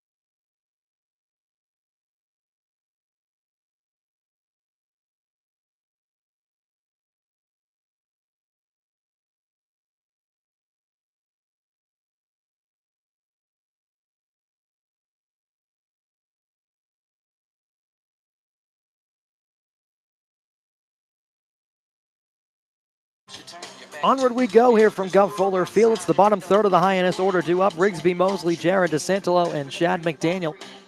It's Sam Weatherly back to the bump for his second inning of relief for the Commodores. Deadlocked at 3 still. It's been an entertaining ball game if you're just joining us. Top of the 6th inning, sun starting to set. It's been a beautiful day for baseball. So Rigsby getting set to dig in from the left side, kick things off as we enter the middle frames. Lefty-lefty matchup. Weatherly kicks and fires the first pitch fastball that misses down and away. Rigsby on the night has doubled and scored as well as struck out. That came in the 3rd inning. Working with a 1-0 count here against Weatherly. Here it comes. Fastball, a chopper right side, but it will get just foul behind the bat. Mosley hesitated out of the box, but perhaps knew that one would drift foul as he got on top of a big fastball from Weatherly.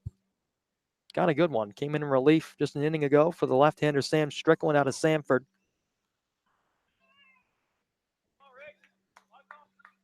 Let up 3 runs early on for Hyannis, but settled in after that. Finishes outing strong. Here comes a 1-1 from Weatherly. Breaking ball just low. That pushes the count to 2-1. Well, we talked about the numbers for Hyannis on the pitching side of things as a 2-1 fastball is turned around and that's sent in the air to left field. Moving under it is Langworthy, and he's there to make the grab. So Mosley is set down for the first out of the 6th. Well, Hyannis in offense trying to get things going. They put up 7 runs in their first win of the season. That was against Harwich back on Sunday. But just 1 run on 4 hits on Monday in Wareham against the defending Cape Cod League champs. As Jared DeSantolo gets set to go. 7th in the league in hits with 74. And 8th in RBIs with just 31. First pitch to Jared on the way. A fastball. That's in there for a strike on the outside corner. Hyannis also 8th in the league in average at just 215 and last in on-base percentage at 285. A 1 is in there. That paints the outside black at the knees. Another fastball from Weatherly. Showing some good location with that heater. So he's got Jared on his heels at 0-2. Jared has struck out once tonight. Also walked back in the 2nd as a breaking ball misses outside. Tried to entice Jared to go fishing out of the zone. Could not. Infield straight up. Outfield about the same with just 1 down. Weatherly's 1-2. Breaking ball, that's slapped in the alley to left center. That's going to fall in for a base hit. So Langworthy scoops it up and fires it back in, but DeSantolo is aboard with 1 down. That'll give way to Chad McDaniel. So Chad coming up, looking to avenge an 0-for-2 night thus far.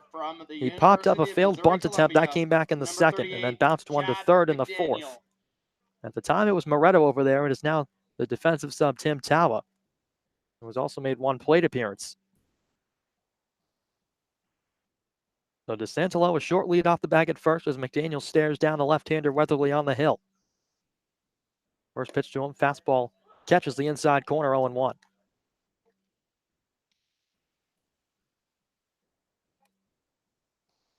So Chad McDaniel serving as the catcher tonight for manager Chad Gassman. Adam Hackenberg, who we saw a couple of nights ago in Wareham, getting an evening off. The 0-1. Cut and a miss, a big fastball. Up and away, McDaniel went out of the zone to offer at it. Came up empty, 0-2.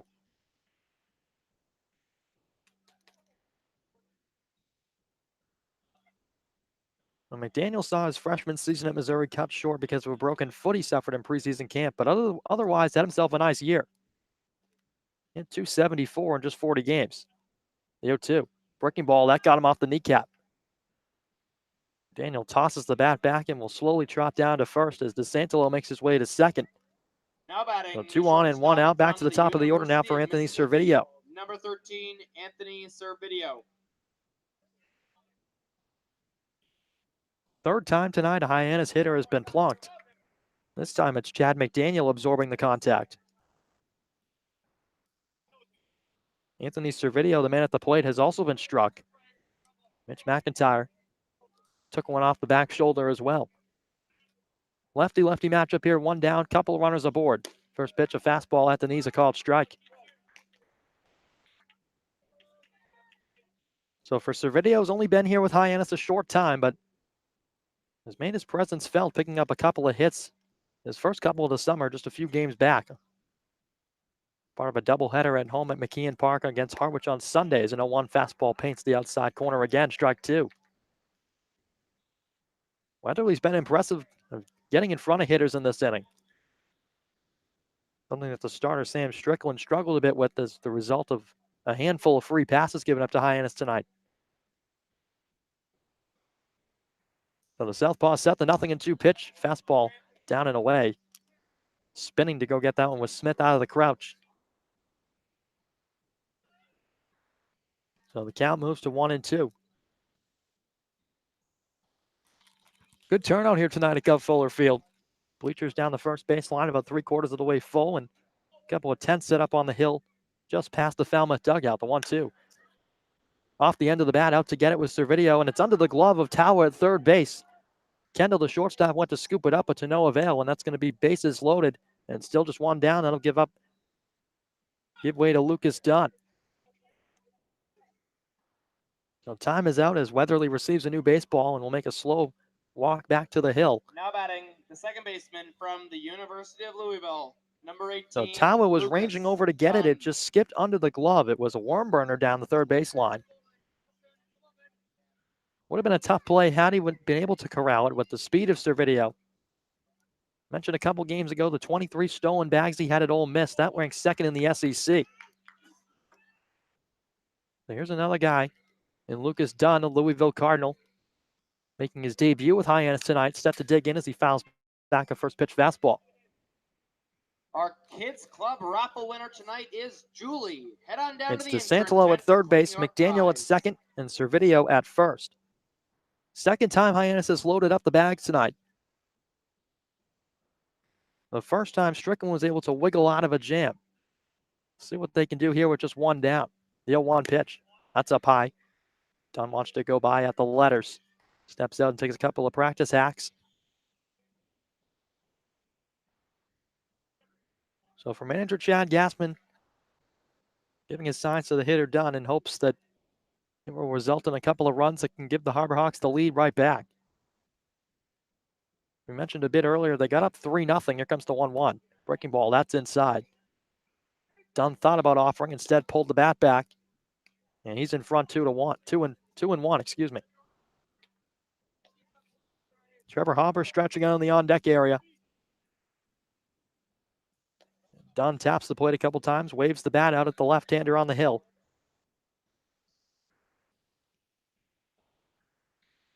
A long pause, the 2-1. Fastball again, straight back into the fence. So the count levels at 2-2 strikes. Down a couple of words for the home plate umpire, Mike Beal, as he gets set to dig back in.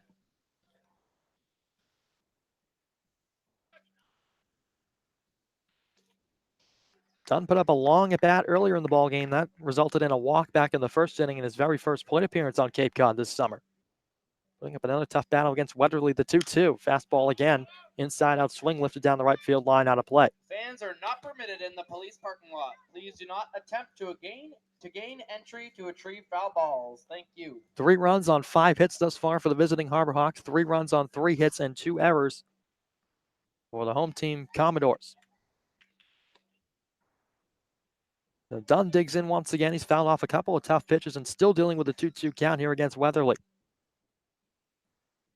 Left-hander set to go, kicks and fires, breaking ball, back up the middle, a base hit. Jared DeSantelo in to score. Chad McDaniel's going to be held up at third base. Chad Gassman putting the brakes on. But the more important thing, Hyannis regains the lead. It's 4-3 in the 6th. An RBI single for Lucas Dunn, his first hit in a Hyannis uniform, and picks up his first RBI in the process. Number 10, Trevor Hover. So Hyannis breaking through in the middle frames, regaining the lead right back. Their 6th hit of the evening. And here is Trevor Hover, a man who's been aboard 3 times tonight. Reached courtesy of an error back in the first, singled in the second, and walked in the 5th. So Weatherly finds himself in a bit of trouble now, looking to wiggle out of a jam. Still just 1 down. First pitch to Hopper, a breaking ball low.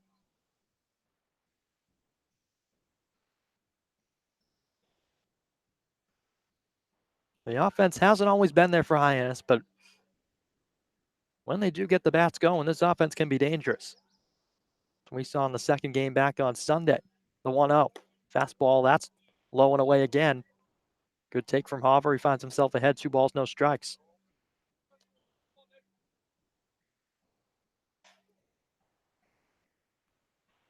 Now, Trevor in his sophomore season at Arizona State hit 13 bombs to go along with a .333 average and 48 RBIs.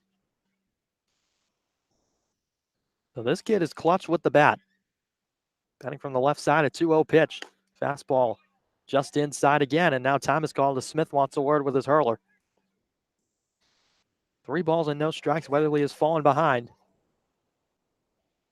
And the bases are still loaded up, just 1 down. Hyannis with posing a huge threat here in the top of the 6th from Gov Fuller. Toyota and Orleans Toyota, part of the Prime Motor Group, where buying a Toyota is fast, fair, simple, It's and been an inning local. that has seen the 2 great offense get locations going. means twice the It selection, started with a twice the Rigsby mostly savings. fly out to Shop left field HyannisToyota.com as Langworthy or made the play. Then DeSantillo OrleansToyota.com. singled. McDaniel was hit by a pitch. Servideo reached on an error. And then Lucas Dunn driving in the run to give Hyannis the lead 4-3, and that's where we stand. So the count 3-0 to Trevor. Batting from the left side, stares down his opposition on the hill to pitch. Fastball catches the outside corner for a strike. Hoffer lets out a breath and a quick nod back to Chad Gassman at third. The count's 3-1.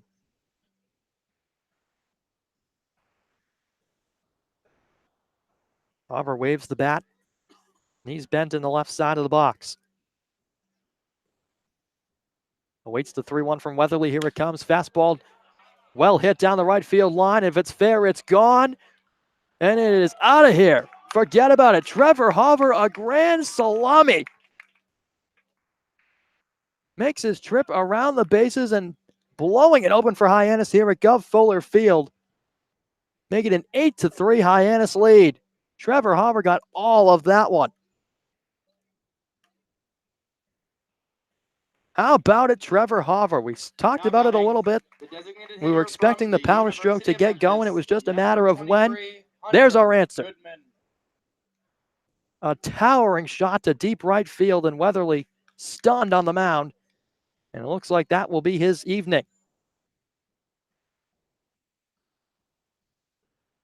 New pitcher coming in from the Falmouth bullpen. Hyannis has blown it open here in the 6th. It's 8-3. Pitching change from Gov Fuller when we return on the Cape Cod Baseball Network.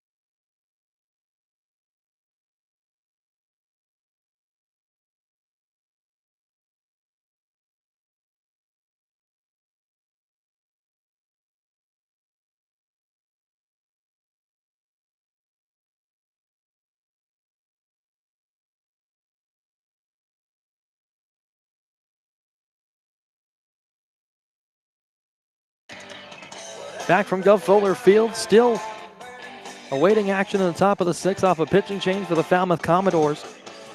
The newly entered arm, a right-hander out of Duke, number 1, Thomas Gerard, making his first appearance on the Cape this summer with Falmouth as he's getting set to face Hunter Goodman. Hyannis has broken things open here in the 6th off the grand slam courtesy from Trevor Hoover. First pitch to Goodman, breaking ball in for a strike at the knees. An absolute towering shot down the right field line from Trevor. Puts Hyannis up 8-3. They put up a crooked number, 5 to be exact in the 6th, and still just 1 down. Goodman bats on an 0-1 count, wave and a miss at a fastball in the dirt. It's 0-2. So Goodman on the night so far has reached base twice, once on a fielder's choice and then singled in the 5th.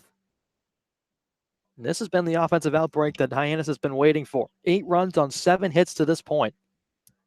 Goodman awaits the 0-2. Here it is. Breaking ball down and away. And he went around. Strike 3. So Goodman set down for the second out. So Thomas Gerard doing the job out of the pen right away, getting Goodman. And that'll bring up Mitch McIntyre. Young University, number 17, Mitch McIntyre. And we talked about it a little bit earlier on. The last time Hyannis was here at Gov Fuller was June the 14th. They held a pair of 5-run leads and wound up tying in 10 innings 9-9. Right now, Hyannis holds a 5-run lead at 8-3. As McIntyre awaits the first pitch, it's a breaking ball in for a strike. But no doubt, getting a huge lift from the Sun Devil Hoover. With the grand slam down the right field line. 0-1 the count here to McIntyre, the hitter. Breaking ball over the top of it, checked his swing, wanted to pull back, could not. Curveball broke into the dirt, 0-2. So Gerard 1 strike away from working out of things. Played his summer ball last year for the Mystic Schooners in the NECBL. Pitched 24 innings there with a 1.13 ERA. So a brilliant season last summer. 0-2 pitch fouled away. Just a trickler off to the right toward the Falmouth dugout. McIntyre hanging tough. In fact, taped that 1 step further for Gerard, an NECBL All-Star last summer. And ranked the number 2 right-handed pitching prospect in Connecticut by perfect game. The 0-2. Fastball again sent down the right field line, but in play. Ranging into foul ground is Ross over toward the warning track. He'll make the play to end the inning. So that is how the top of the 6th inning will end, but Hyannis strikes for 5 to stretch the lead 8-3, courtesy of a grand slam off the bat of Trevor Hoover, his first of the summer. Thank you. Billy Corcoran with a big cushion to sit on when we return on the Cape Cod Baseball Network.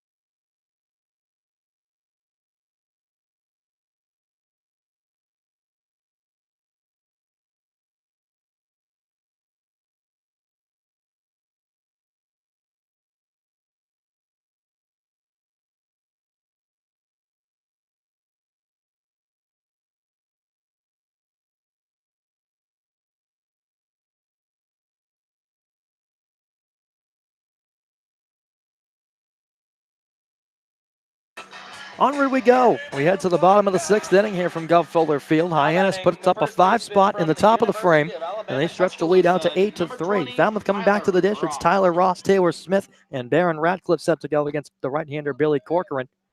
Back for his second inning of work. Fires a fastball, broken bat, dribbler toward the third baseline. DeSantolo up with it, fires to first in time. Just like that, 1 pitch, 1 out in the 6th for Billy Corcoran. Jared DeSantolo coming in on the grass, making a nice play. That'll bring up Taylor Smith. Grayson County College, number 32, Taylor Smith. Well, Taylor Smith got the better of Connor Ash on the first pitch back in the 4th inning, launching a home run to deep left center field, well over the fence out there. And that knotted the game at 3-3 at the time. Now we stand at 8-3, with Hyannis holding a 5-run advantage. And they played these Commodores tough in the 2 official matchups that we've had this season thus far. First pitch to the new batter is sent in the air to shallow left field. Hover coming in, ranging back. Servideo, it'll be Hover to make the play. And a quick 2 up, 2 down. Taylor Smith is retired. So Billy Corcoran looking to work a quick bottom half of the 6th inning. And making his way to the plate, Barron Radcliffe, the Georgia Tech product. Featured in right field tonight, a pair of strikeouts on the docket thus far. Coming in back-to-back frames in the 3rd and the 4th, Billy Corcoran trying to make short work of the Commodores. Out of the wind-up glove over the head, first pitch, a fastball cut and a miss at the knees.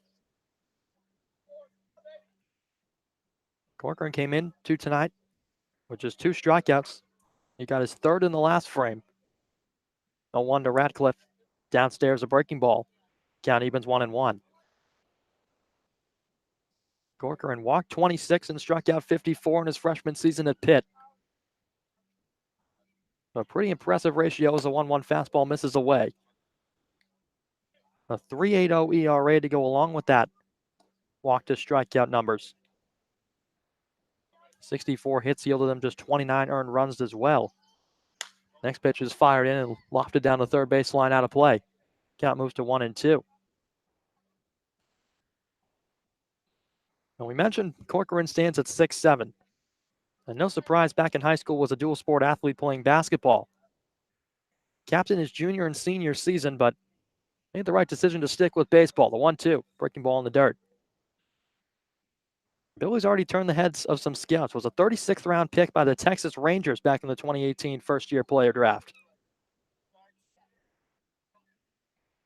And if you want to revisit his high school days, 39 strikeouts and 37 innings as a reliever in 2016. Making a relief appearance here on Cape Cod for the Harbor Hawks. The 2-2 on the way. Ripped down the first baseline, foul past Carlson. Over toward the Falmouth bullpen as it skips out into the grandstands. So Radcliffe not going down without a fight. Dealing with a 2-2 count. Deuce is wild, in fact.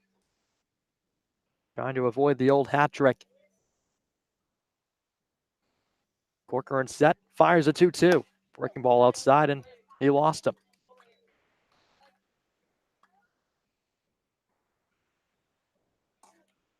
So that'll bring up Tim Tawa.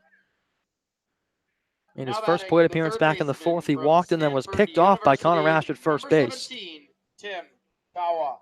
And we've seen this Hyannis pitching staff make some quick turns back to first a couple times this season. Connor Ash specifically, he's done it now twice. Now here's Tawa batting from the right side. Bat held high above his shoulder. Pitch from Corcoran, fastball low, smothered by McDaniel behind the plate. No throw back to first as Radcliffe retreats. It's another thing Hyannis is not afraid to do, is make some back picks to first. We've seen Adam Hackenberg do it, and we've seen McDaniel do it a couple times this evening.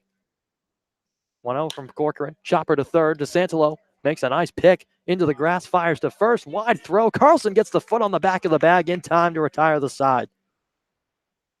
So DeSantelo was kept busy over at first, helped out by Brooks Carlson on the return end. He gives him a high five and a smile on the way by. You can also purchase tickets at the So that is how the bottom of the 6th inning will end. We'll go to the top of the 7th. It's the Harbor Hawks 8, the Commodores 3 on the Cape Cod Baseball Network.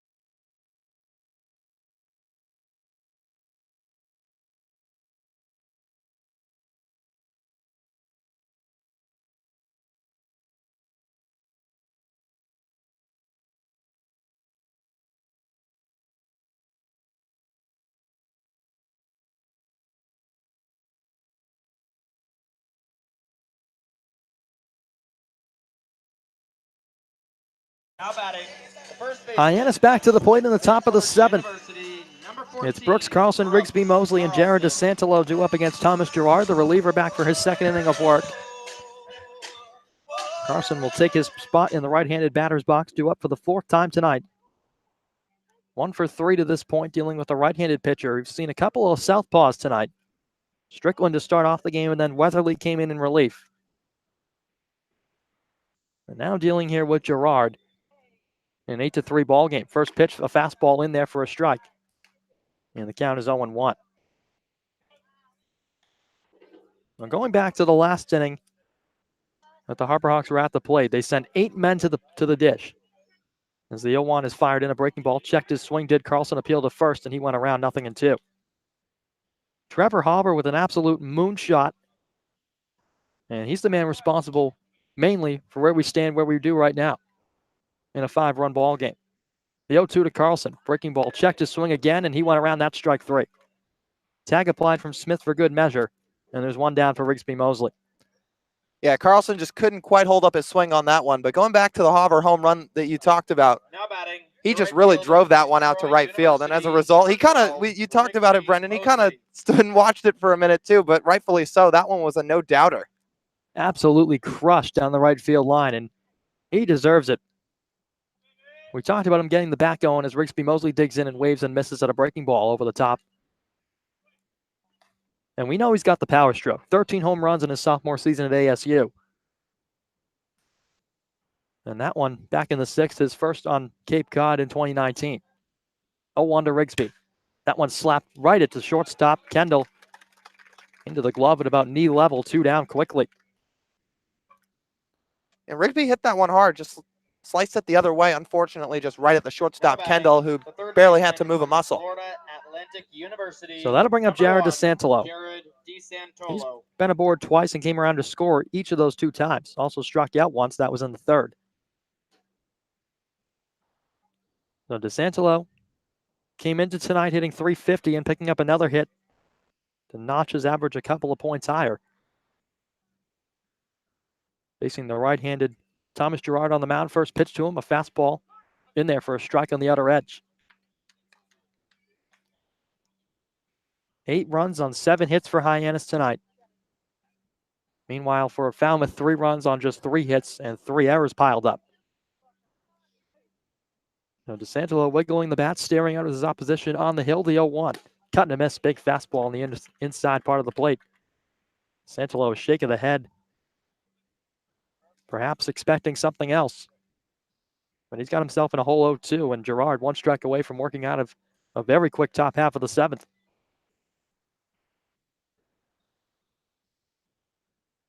Right-hander out of the stretch, but before that, DeSantelo will take 1 foot out of the back of the box before stepping back in and asking for time. Gerard comes set at the belt, kicks and fires an 0-2, breaking ball opposite way, but foul. Whizzing by the Hyannis dugout and Chad McDaniel in the on-deck area. So DeSantelo fighting one off, staying alive, a bit behind a breaking ball.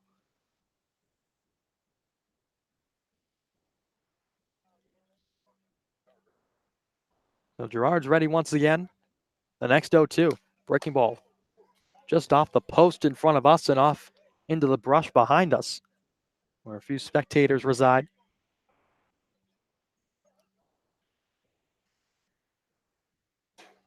Yeah, how often does that happen? Not just off the screen, but off the metal pole.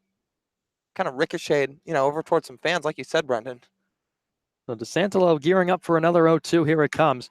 Fastball sent down the opposite way, but once again, foul as it trickles off up the hill down the third base line. But going back to that foul ball a moment ago, off this post that is just slightly off to our left and ricocheting up and over everyone.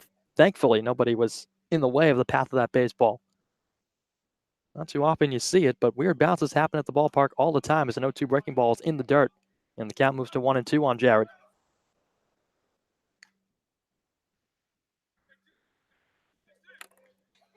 And this vantage point where we sit tonight in Falmouth, not quite as unpeculiar as where we were the other night in Wareham, that's to say the least. But still some open space. As DeSantolo awaits the 1-2, here it comes. Breaking ball, checked his swing. He got it off the dirt. It ricochets to the right of the mound. Gerard off to get it, fires to first, and it is in time. This year, So we are DeSantolo, introducing our first Shark theme night an on unorthodox July way to 24th. retire the side. Head on down As the breaking to ball the was shack spiked in the and dirt. A purchase nice your play own from Gerard to move Commodore off the Shark mound t-shirt. and keep with the But play. in the So meantime, DeSantolo's retired, let's 3 up, stand 3 down in the and top of the stretch 7th. to It's Team Hyannis 8, Shark. Falmouth 3. When we return for the bottom of the 7th on the Cape Cod Baseball Network.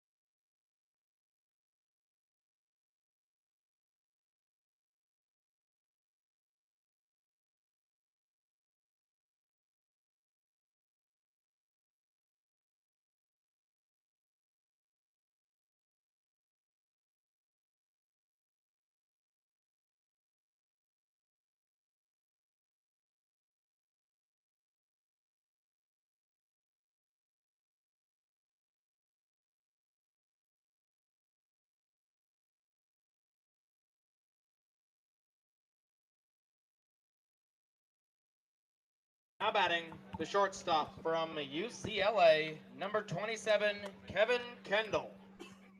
It's Kevin Kendall who comes to the plate for the Falmouth Commodores to begin the bottom of the 7th. If you're just joining us, a 5 spot in the top of the 6th has propelled Hyannis out to an 8-3 advantage as the right-hander Billy Corcoran sets and fires the first pitch. It's down and away for ball 1. Kevin Kendall's 0 for 1. Walked and scored in his first plate appearance in the 3rd, also flew out to right in the 4th. Next offering, swing and a fly ball lofted down the left field line. That's going to get toward the Hyannis bullpen out of play. So Kendall fresh out onto the Northeast after a season in Westwood with the UCLA Bruins. Throws right but hits left as the bat rests on his left shoulder with an open stance. Right-hander Corcoran fires. It's just outside. Billy stands at 6'7", 190 pounds, like Brendan mentioned earlier. 3-pitch guy, fastball, changeup, curve. He lifts the hands over the head and fires. Pop up down the left field line. That's going to get out of play and into the bushes this time.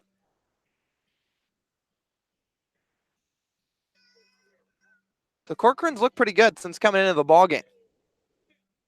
Allowed 1 hit in the 5th, otherwise just faced 4 batters. Allowed a walk in the 6th, same thing, faced just 4 batters. So 2 base runners allowed, no runs. The 2-2, swinging a foul back. Kendall saw a breaking ball that stayed up in the zone, just couldn't quite get much of a piece of it as he had nothing to do but spoil it away. Now, Corcoran, a starter by trade. He made 11 starts in his 2019 campaign at Pitt as a freshman. But here he is out of the bullpen, inning number 3 of his evening.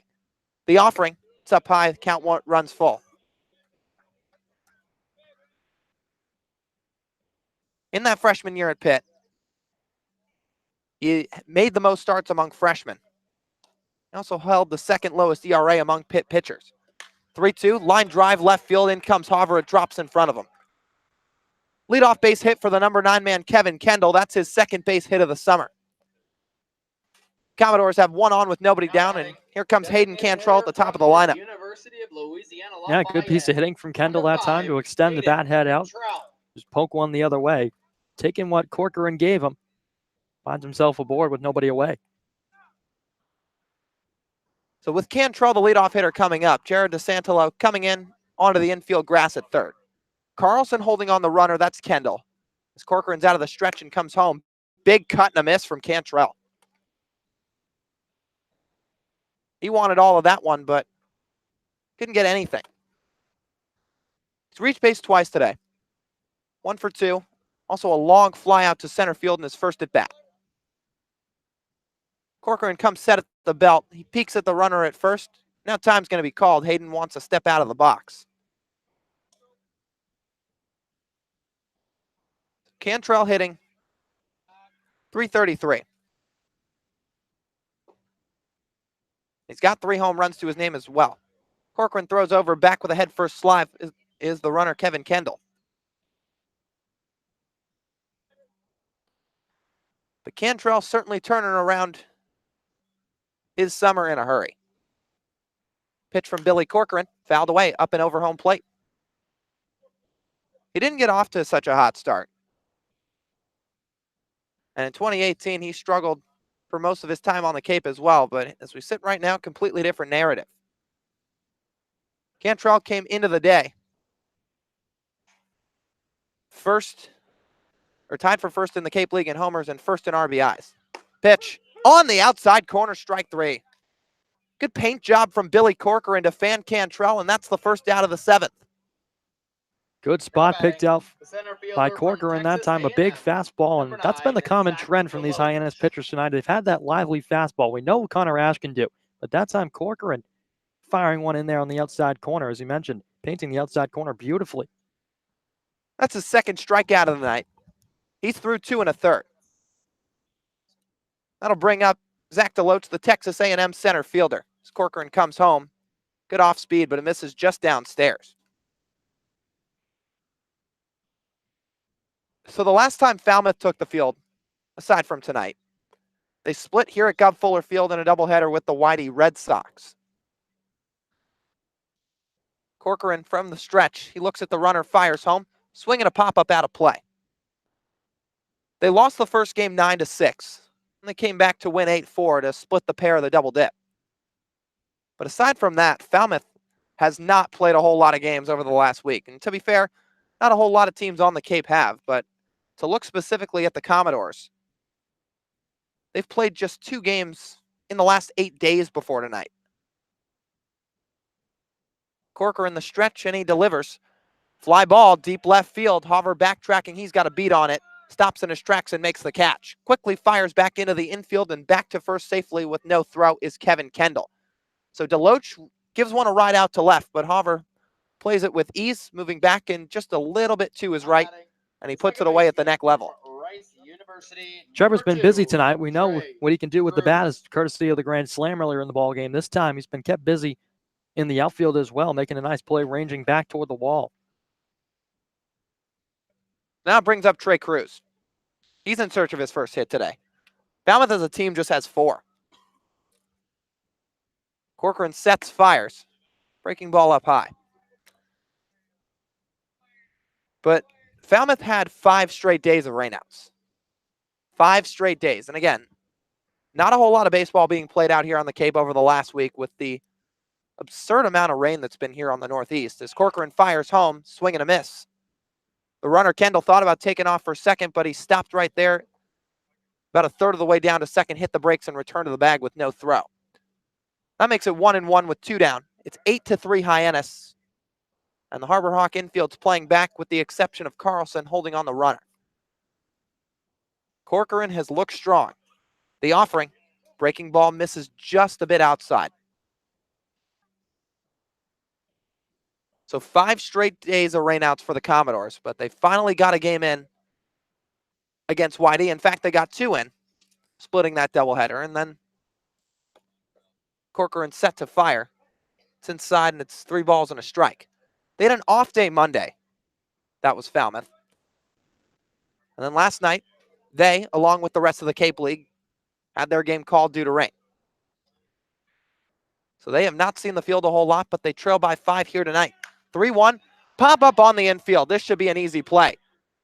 In come a couple of the infielders. It's Servideo taking charge. He makes the catch at the back of the pitcher's mound, and that will end the inning. So Billy Corcoran, 3 strong scoreless frames for Hyannis, and it's 8-3 Harbor Hawks through 7 innings. We'll go to the 8th when we come back on the Cape Cod Baseball Network.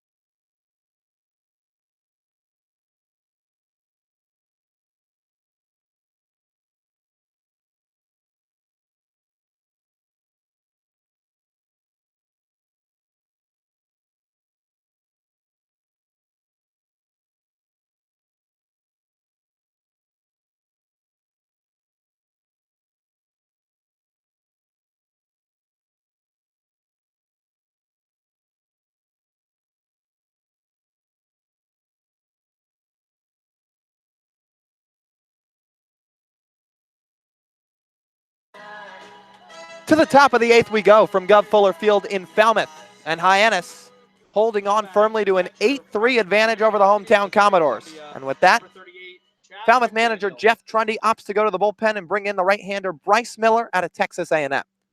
He's set for his second appearance on the summer as he faces Missouri catcher Chad McDaniel, who watches one up high with a fastball.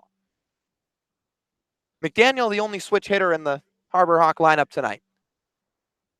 His first 3 plate appearances came from the right side. Now he moves to the left.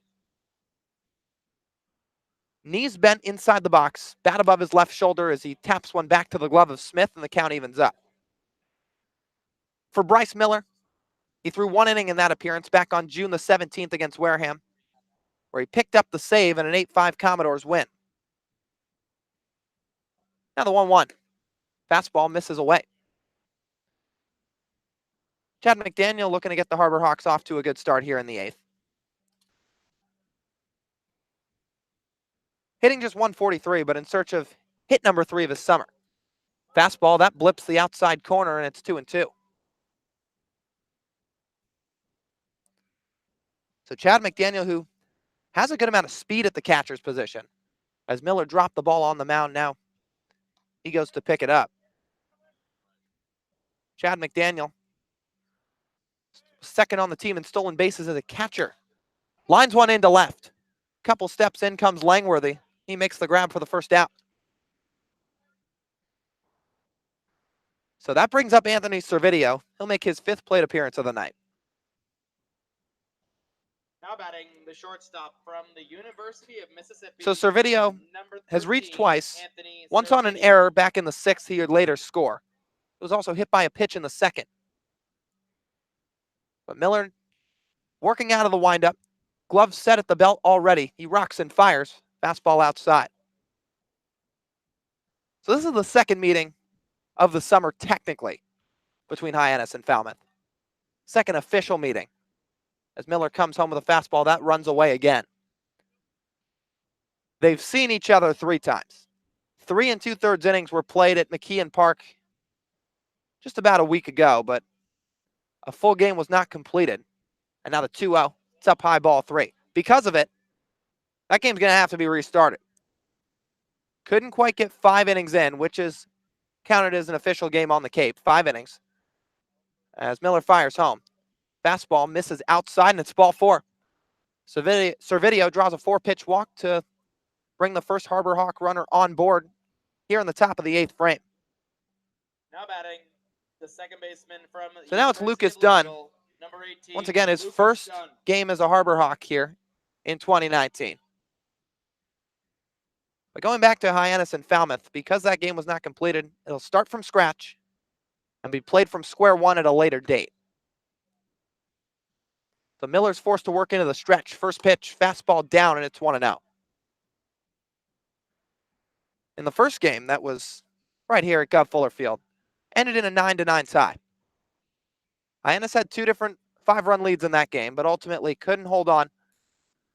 But they did pick up their first point of the season right here, as you get 1 point for a tie in the Cape League in the standings.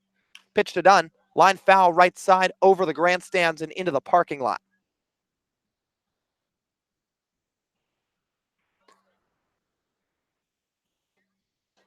But Hyannis looking to do something they haven't done in a long time. And that's pick up a win right here at Gov Fuller Field. As Miller checks the runner at first, that's Servideo. He's got some serious speed. Pitch, fouled back, and it's 1-2. The last time Hyannis won a game here in Falmouth, that dates back to July the 24th of 2015. Since then, the Harbor Hawks have played 9 regular season games here at the Gov. 11 games total if you count playoffs. But since that July 24th evening back in 2015, no wins. Servideo takes off. It's a hit and run, but spoiled foul on the ground by Dunn. So Anthony will jog back to first base. It's 1-2 with 1 out, an 8-3 Hyannis lead. So they're 6 outs away from their first win in Falmouth in a little under 4 years.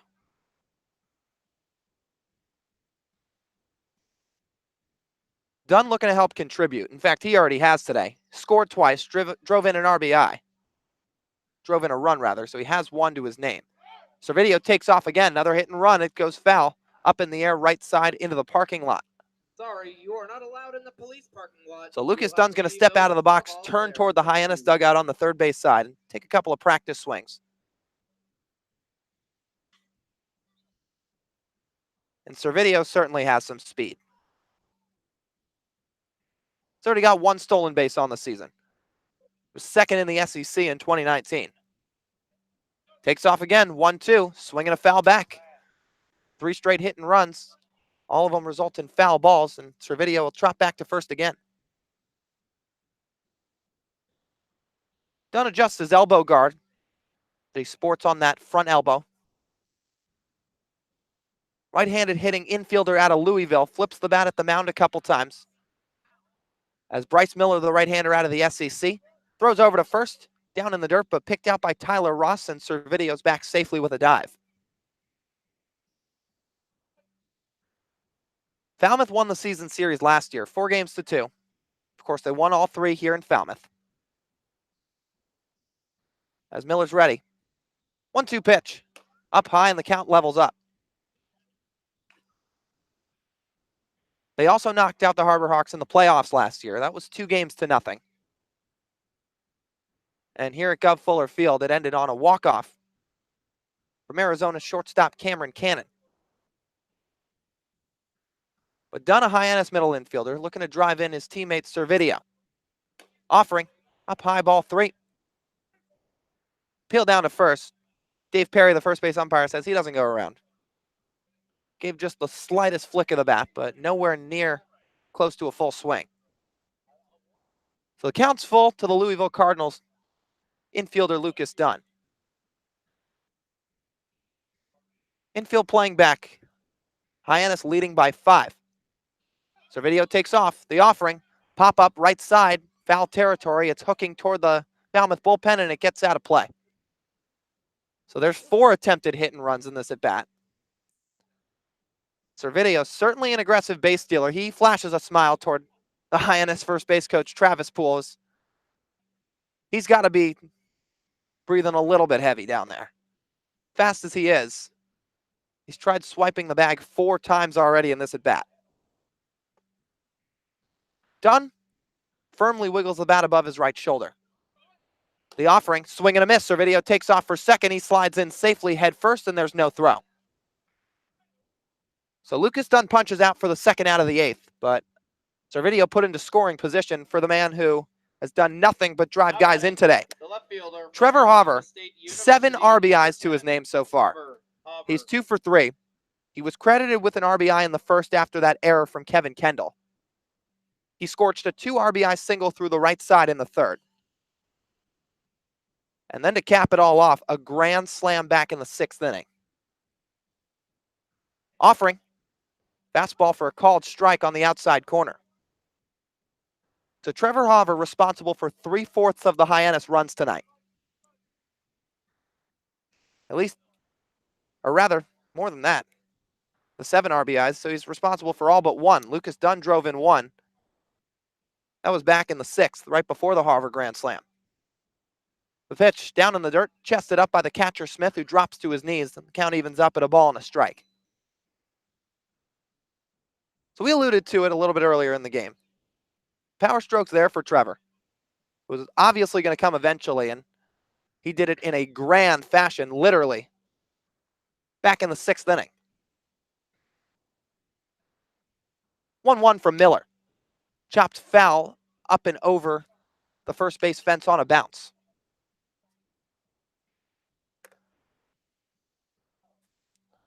Hauver had 1 home run last summer. That came at Katuitt. He didn't have a single one in his freshman year at Arizona State, but he turned that around in a hurry with 13 as a sophomore. Servideo gets a strong lead at second. Moving to his left, Kevin Kendall giving him attention. Offering, it's up high. A good eye from Trevor. He's seen a couple of pitches up there at the top of the zone, but not chasing after anything as the count's 2 balls and 2 strikes. The deuce is wild across the scoreboard. Servideo, the runner, at second. Hauver points the bat at the mound. Does it one more time now into his usual stance from the left side. Miller checks the runner, 2-2. Breaking ball away. So Trevor's reached base and every time he stepped to the plate today.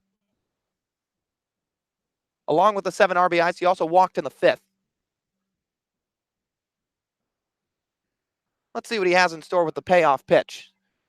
Servideo the only runner aboard, so it doesn't have to take off. Miller gives him some attention.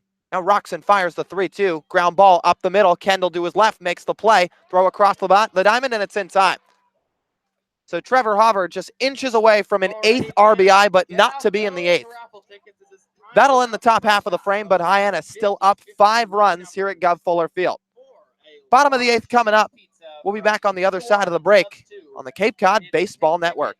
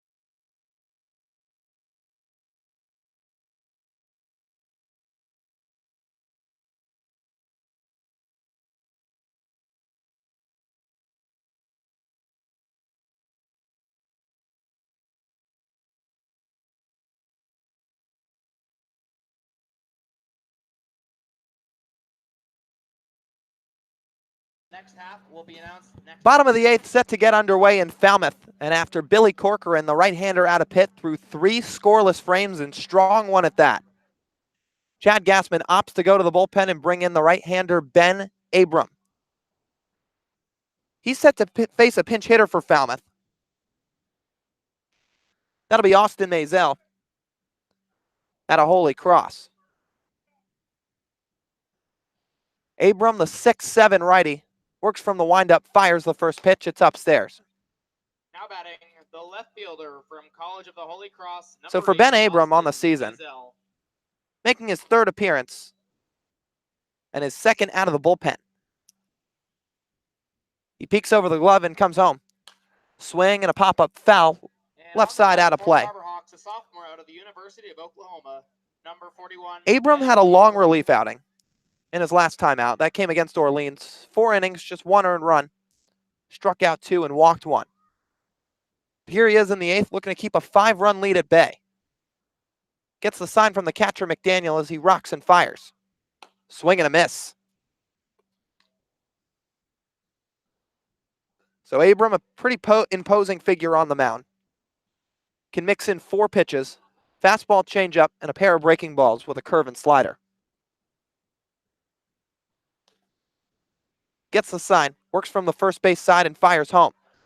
High pop up into shallow right field. Dunn goes back. In comes Rigsby Mosley. He's going to take charge and make the grab. So 1 down in the bottom of the 8th inning, and Ben Abram works 1 quick out.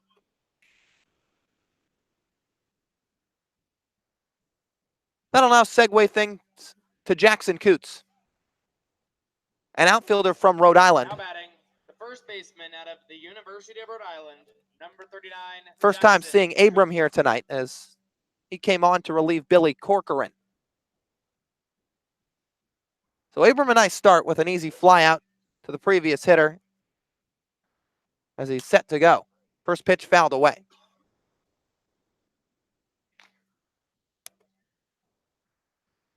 So Kutsu, said to have come in as a defensive replacement, which he did just an inning ago at first base for Tyler Ross, now hits in his spot. Abram ready, the 0-1. Fastball good on the inside corner, strike 2. So a pair of pinch hitters for Jeff Trundy's squad here in the 8th. Austin Maisel came in for another Austin. That was Langworthy, who was taken out of the game after a 0 for 3.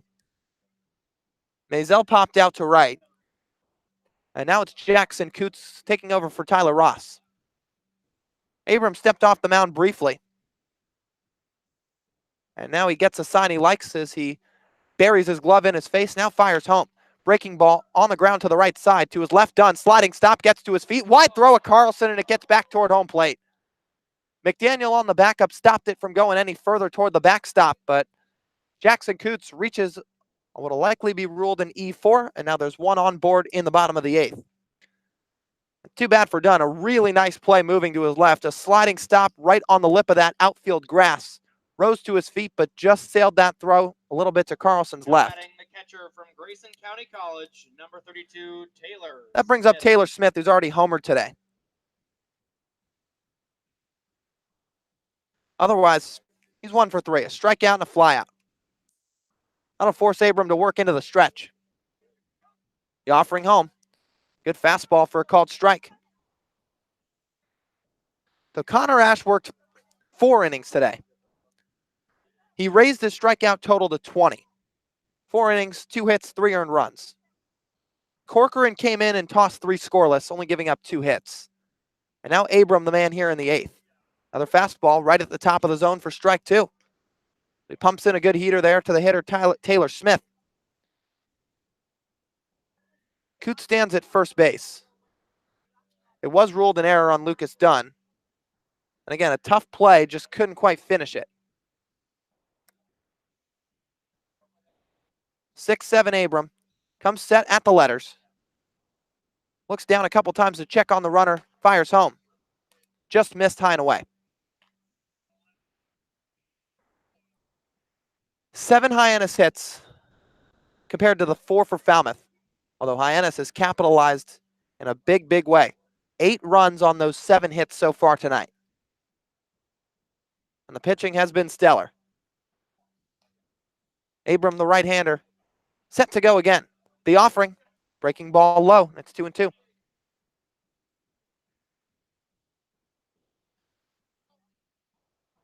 Abram pretty much served as the team's consistent midweek starter. That was through the first 10 games of the season. And eventually he was worked into the weekend rotation, getting a few opportunities on Sundays. Here, however, he works out a relief. This is the second time on the Cape. The offering, strike three call, right at the knees. Good paint job from Ben Abram. That's the second out of the inning. And he punches out the hitter Taylor Smith for the second time tonight. Or rather, that's his second strikeout. It's Abram's first. And that'll bring up the hitter Blake Dunn, who's pinch hitting for Barron Radcliffe. So a whole lot of Falmouth substitutions here in the bottom of the eighth. Maisel came in for Langworthy. Coots in for Tyler Ross. He stands at first. And now Blake Dunn in for Barron Radcliffe. Pitch in. Fastball misses outside.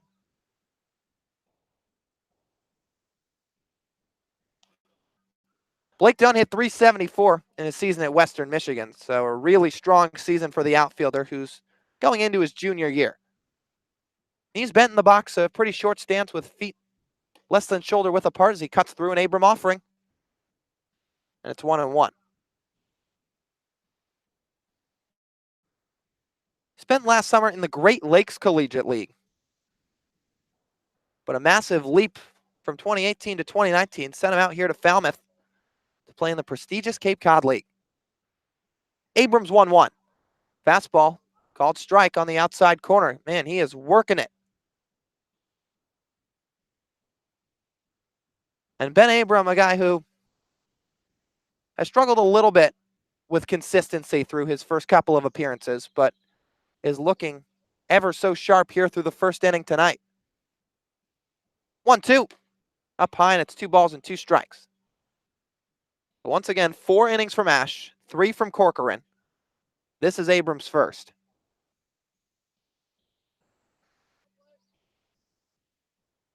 Stands at 6'7", 264 pounds. 8-3 Hyannis the score. 2-2. Fouled away behind home plate. So once again, Hyannis has not won a game here at Falmouth in just under 4 years. Right now, they're 4 outs away, and Abram just a strike away from getting out of the 8th. He gets his sign from McDaniel. Short lead at first for Coots. 2-2. Curveball misses away. The breaking ball couldn't quite find the plate for Ben Abram. Hyannis, meanwhile, a ball club looking to climb their way back up the standings. They sit at 3 points with 1 win, 9 losses, and a tie. They've had some success against Falmouth. 1 tie, and then the uncompleted baseball game. 3-2 from Abram. Fouled back, and the count stays that way. The runner was taken off. That was Coots. But he's going to have to haul back to first base as that ball was put out of play.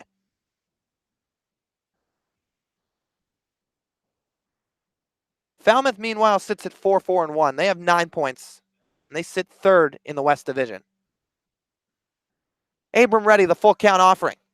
On the outside corner, or rather, he walked him. Sounded like home plate umpire Mike Beal signaled something, but he sends Blake Dunn down to first base. That was just off the plate for Ben Abram. Now batting, third baseman. And there's 2 on and 2 down for Tim Tawa.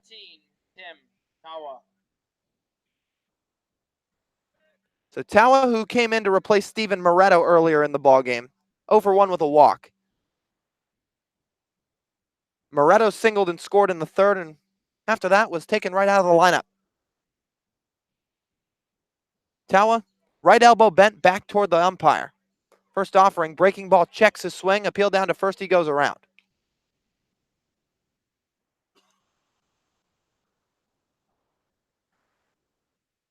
Abram is a starter through 4 quality starts in his freshman year. He led all Sooners freshmen in starts, wins, ERA, and strikeouts. He's ready with the 0-1. Good fastball, catches the outside corner, 0-2. So Abram way ahead of the count. He walked the last hitter, That was Blake Dunn. He stands at first. Coots stands at second. And the Harbor Hawks, once again, looking to climb their way out of the cellar in the Western Division. 0-2 from Abram. Swinging a chopper to the left of the mound. Abram comes off, can't make the play, and he makes no throw to first. So Tawa beats it out. That loads the bases, and it'll segue things to Kevin Kendall. It's tough for Abram, just a chopper to the left of the mound. It looked like he had the potential to make the play, but just didn't quite corral the baseball cleanly. Kendall's reached base twice today. He singled in his last at bat back in the bottom of the sixth. He also walked and scored in the third. So Abrams worked himself into a little trouble here, but Hyannis still up by 5 in the eighth. And that Trevor Hauver grand slam looming large for Hyannis right now, as that's put them out at a major, major cushion here in Falmouth.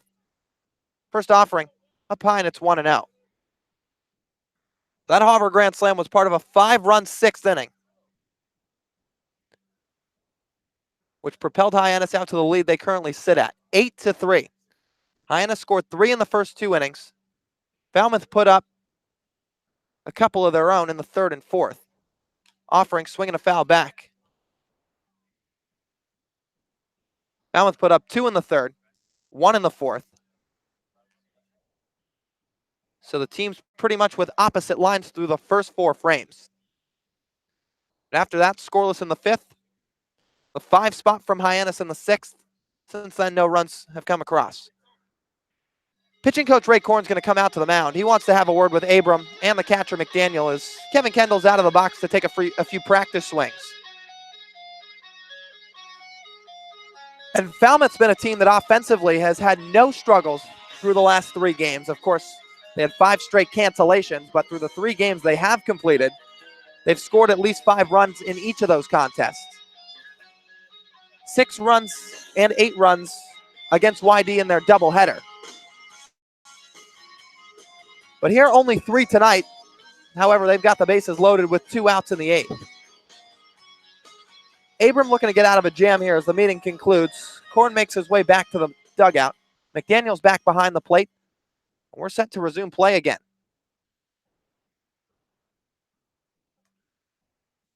Abram back into the stretch with the bases loaded. Set at the chest, checks a runner and fires home. It's down low, 2 balls and a strike.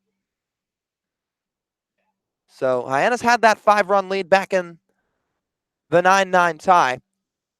The first time they traveled out to Falmouth this season. That was one of 2 extra inning games that Hyannis has played in so far this season. As a matter of fact, those have been the only 2 extra inning games on the Cape this summer. 2-1. Swing and a fly ball. Fairly deep left field. Hauver's got a beat on it, settles under it, and makes the grab. So Ben Abram induces a fly out to end the bottom of the 8th and leaves 3 on base. And Hyannis has got a 5-run lead going into the 9th. We'll be back for that top of the 9th when the Harbor Hawks look to add on the Cape Cod Baseball Network.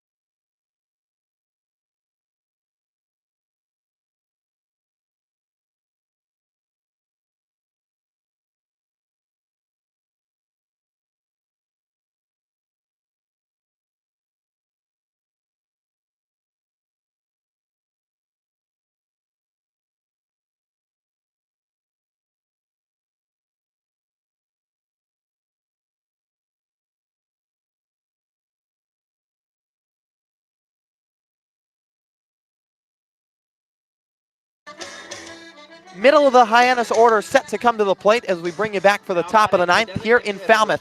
It's Hyannis 3, and it's Hyannis 8 and the Commodores 3. As Goodman, who just finished his freshman year at Memphis, digs into the right side of the box for plate appearance number 5. So far today, he's 1 for 4. Ripped a single through the left side back in the 5th. The righty Bryce Miller kicks and deals the first pitch. It's down low. Miller came on to relieve Thomas Gerard, who was the second bullpen arm and the third Falmouth arm into the game for the Commodores.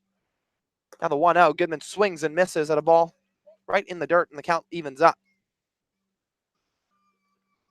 Sam Strickland, the Commodore starter, went 4 innings.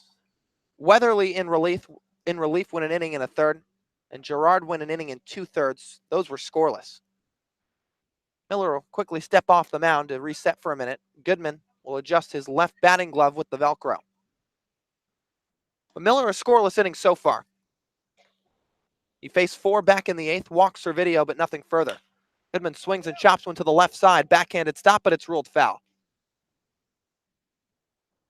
So Tawa made the play hugging the line, but it was just to the left of the chalk, and Goodman's got himself a 1-2 count.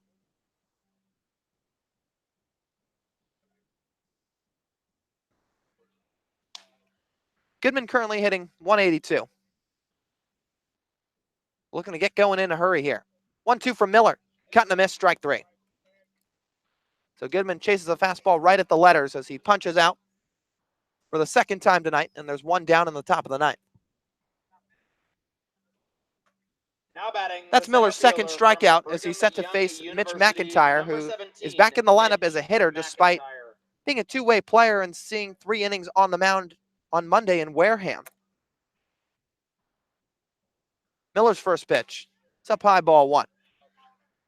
Mitch in that relief outing came in for Holt Jones. The Clemson righty threw 3+ against the Gatemen. McIntyre threw 3 of his own. Gave up just 1 earned run, 1 walk, but didn't strike anybody out. Offering here is a called strike right at the knees, count evens. Mitch is 0 for 3 tonight. He's a couple tads under 200 on the summer. Miller's 1-1. Good fastball in for a strike. Bryce Miller, who was a stalwart out of the Texas A&M bullpen in 2019, put up a 2.51 ERA. He gets his sign from the catcher. Smith comes home. Ground ball to the shortstop. Kendall moves to his left, fields cleanly, throws across, but it pulls the first baseman off the bag. So Coots couldn't keep that right foot on the pillow. It pulls him to the left, and McIntyre's aboard in the top of the 9th. Well, it was a nice play from Kendall at shortstop. You said, as you mentioned, Lyle, moving to his right. He was a bit behind the second base bag as he made the throw. Kind of a sidearm delivery over to first base. Tough play for the first baseman to keep his foot on the back of the bag. Now that brings up Brooks Carlson out of Samford. Miller's first pitch, a swing and a miss. And Falmouth, just like they went under a whole bunch of substitutions at the plate, a lot of those same guys have gone back out to the field. Austin Mazel's out in left. Deloach in center. He stays there, but Blake Dunn in right. And once again, Coots at first. Miller checks the runner set in the offering to Carlson. Good fastball at the knees, strike 2 called.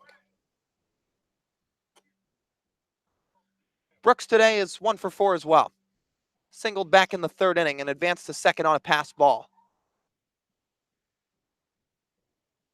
12 walks to 43 strikeouts in 2019 for Miller. Comes home, runner takes off, strike 3 call, throw down to second, but sliding in safely McIntyre. So Carlson punches out on a breaking ball for out number 2. That's the 3rd strikeout of the night for the right-hander Miller, but Rigsby Mosley comes up with an RBI opportunity. Now, despite McIntyre advancing up to second, that's a tough one to Carlson for Carlson to look at. Breaking ball right at the knees. Good job for Miller snapping it off as he wants a new baseball. So he'll get one. And Mosley looking to get another base hit on the board. He was inches away from a home run, getting back to the top of the 2nd when he doubled off the wall. Rigsby Knees slightly bent, elbows bent as he swings and misses at the first pitch. So Miller's looked pretty overpowering so far here today. Hyannis jumped all over Sam Strickland. They pounded Sam Weatherly, and Trevor Harver most certainly did with that grand slam. 0-1. Swing and a miss. It's 0-2 to Rigsby Mosley. But Bryce Miller's kind of been the diffuser here for the Falmouth pitching staff, as Hyannis really hasn't touched him so far. Threw an inning in 2/3. Hasn't given up a hit. And he struck out what's now been 2. Pitch to Mosley. Up high.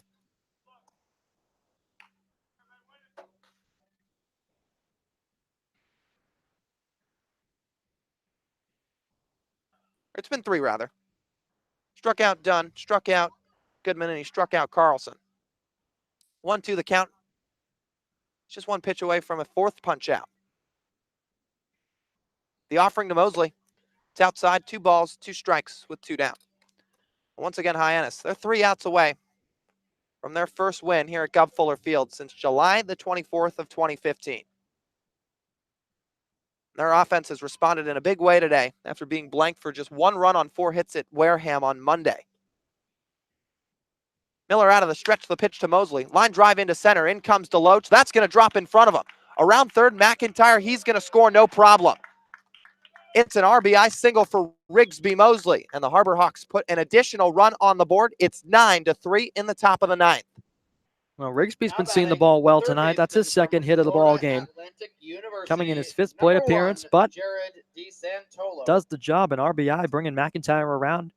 No problem scoring from second base on that single. So a nice 2-hit day for Rigsby Mosley. A double and a run scored in the 2nd, now an RBI single here in the 9th. And Jared DeSantolo looks to keep the rally going. Finally, a response against the right-hander Miller. First pitch misses away.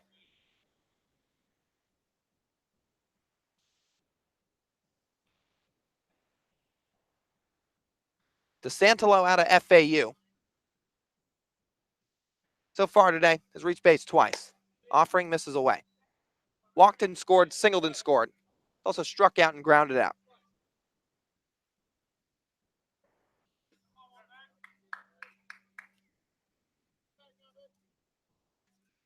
Miller getting a look at Mosley at first. He has a little bit of speed. Now he's ready to stretch in the 2-0. Ground ball left side. Diving stop by Katawa. He can't make the play. Moving up to second, Rigsby Mosley. And Jared DeSantolo has his 2nd hit of the night with an opposite field single. So Tawa gave it a diving effort, moved to his left and tried to make the diving play, but got under his glove and skipped into left field. I'll tell you what, Jared DeSantolo, he's been working it with the bat lately. That's his 2nd hit of the night, 3rd time he's been aboard, and advancing a runner into scoring position once again. Now it brings up Chad McDaniel. He'll hit from the left side again. Bryce Miller wants a new ball. But yeah, DeSantolo, a guy who, he doesn't have a lot of power, but he just continues to hit and find gaps on the ball field. As a result, he's now up to 375. McDaniel watches a fastball high. And Jared, a guy who didn't get to see a lot of lefties in his season at FAU. But he came into today 3 for his first 7 against lefties on the Cape. And he picked up a hit against Sean Weatherly, who's a left-handed pitcher for Falmouth.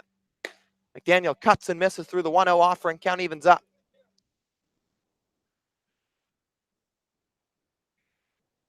So Jared looking to show why he can be a full-time guy. Doesn't have to be a platoon at FAU. His numbers showed in his season. He hit just under 300. The pitch to McDaniel's in. Ground ball up the middle. That's going to get through, a base hit. Mosley rounds third. He's going to come home scorching hot, and he steps on home plate just like that. The 10th run of the ball game. Chad McDaniel, 3rd hit of the summer. It's an RBI single to make it 10-3 Hyannis.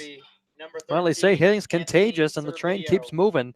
That's 3 straight base hits for Hyannis here in the 9th inning, and just plating some more insurance. And why not keep tacking it on? First RBI of the summer for McDaniel. Now it's Anthony Servideo, the 6th time coming to the plate. So Miller has worked himself into some trouble in the 9th. Delivers the first pitch, fastball right down central.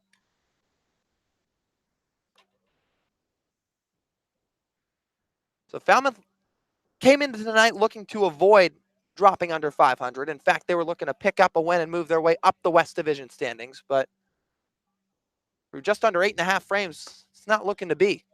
Breaking ball misses down. It's 1 ball and 1 strike. 7-run lead for Hyannis. And in fact, this is their largest lead of the season up to this point. The offense has gotten it going today. 10 runs on 11 hits. Pitch to Servideo. It's down low, 2 balls and 1 strike to the Ole Miss shortstop.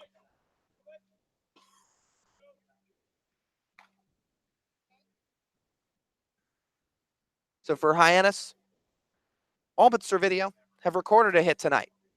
Once again, Anthony's reached base 3 times. He's gotten 2 free passes, also stole a base and scored a run. But the only man in the 9-man lineup to not record a base hit so far. He pops one up into the left field side, into the night, chasing over Maisel. He comes over toward foul ground. He overruns it, can't make the grab. So Maisel coming a long way to his right, into foul ground, off the grass and onto the gravel that loops around Gov Fuller Field here. And he just ran a step or 2 past it as the ball dropped to his left and he couldn't reach back in time. So Servidio's going to have new life.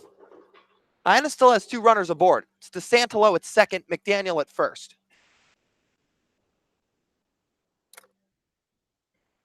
Miller gives him a long look in. Right arm dangling down.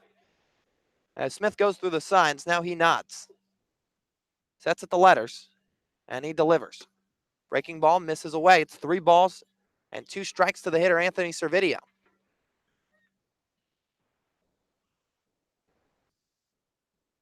Servideo actually hit 3 home runs to go along with 14 extra base hits in his time at Ole Miss this season. But more of a leadoff hitter by trade and has some good contact in his repertoire. Offering swing and a miss, strike 3. So that's the final out of the top of the 9th as Bryce Miller punches out the Ole Miss Rebel Servideo to end things in the top of the frame. But Hyannis, 3 outs away from victory number 2 in 2019. We'll be back for the bottom of the 9th when we return on the Cape Cod Baseball Network.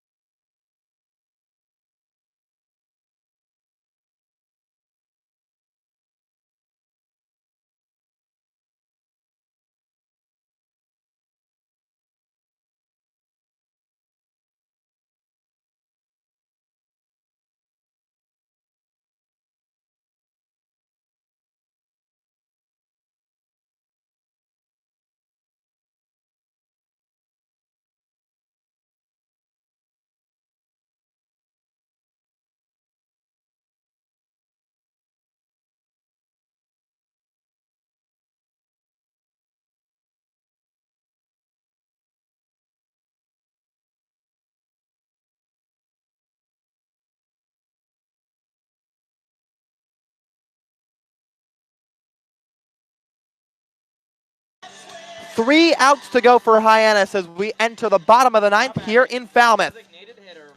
Hayden Cantrell, Zach Deloach, and Trey Cruz due up for the Commodores as we begin the bottom of the frame. Ben Abram back on the mound looking to shut it down. And he's got a lot of room to work with too. A 7-run lead as we enter what will likely be the final frame of play here from Gov Fuller Field.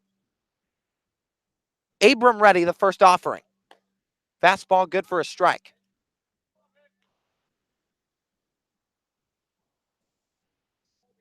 So Cantrell today reached twice. 1 for 3 with a hit by pitch. Abrams offering. Line drive into right field, coming over Mosley toward the line. Can't get there, it gets down. Cantrell putting on the burners. He's thinking too, and he's going to get there, no problem. Slides in safely as the throw is cut off. And the leadoff man is aboard for Falmouth to begin the bottom of the ninth. Now batting the center fielder. How about that from speed from Texas Hayden A&M, Cantrell? number Bloops one down the 9, right field Zach line. Rigsby Mosley was Deloach. shaded to the left a little bit toward the second base bag. Hayden Cantrell puts the burners on around first.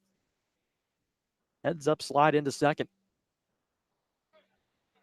But no harm, no foul. Still a very large cushion as Abrams sent to face Zach Deloach out of Texas A&M. 0 for 3 with an RBI walk. Abram the stretch and fires. Good for a strike outside corner. So Deloach was part of that quartet that worked 4 straight free passes against Connor Ash back in the bottom of the third. That kind of seems like a distant memory now. Hyannis, who ranked 8th in the league in team average, put up 10 runs on 11 hits tonight. Abrams offering. Fly ball into right field. This chases Mosley back a bit to his right. He's got a beat on it and makes the grab. Cantrell's going to tag to third. The throw cut off by Servideo in short right center. But more importantly, 1 down for Ben Abram and the Harbor Hawks here in the bottom of the ninth. Now batting the second baseman from Brings Rice up Trey University, number 2. Trey Hasn't really shown tonight for Cruz. his 370 average coming into the contest. He's got 2 flyouts, a pop-up to the mound. But he also had an RBI walk, much like Deloach, who just flied out.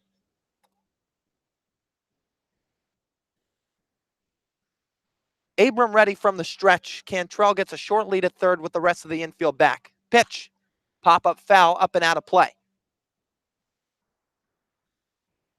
Harbor Hawks were 10th in on base coming into tonight. Also just 7th in hits with 74 through 11 games of play. But they've put on a clinic here at Gov Fuller Field on June the 26th. Offering down low. And Trey Cruz works it to 1-1.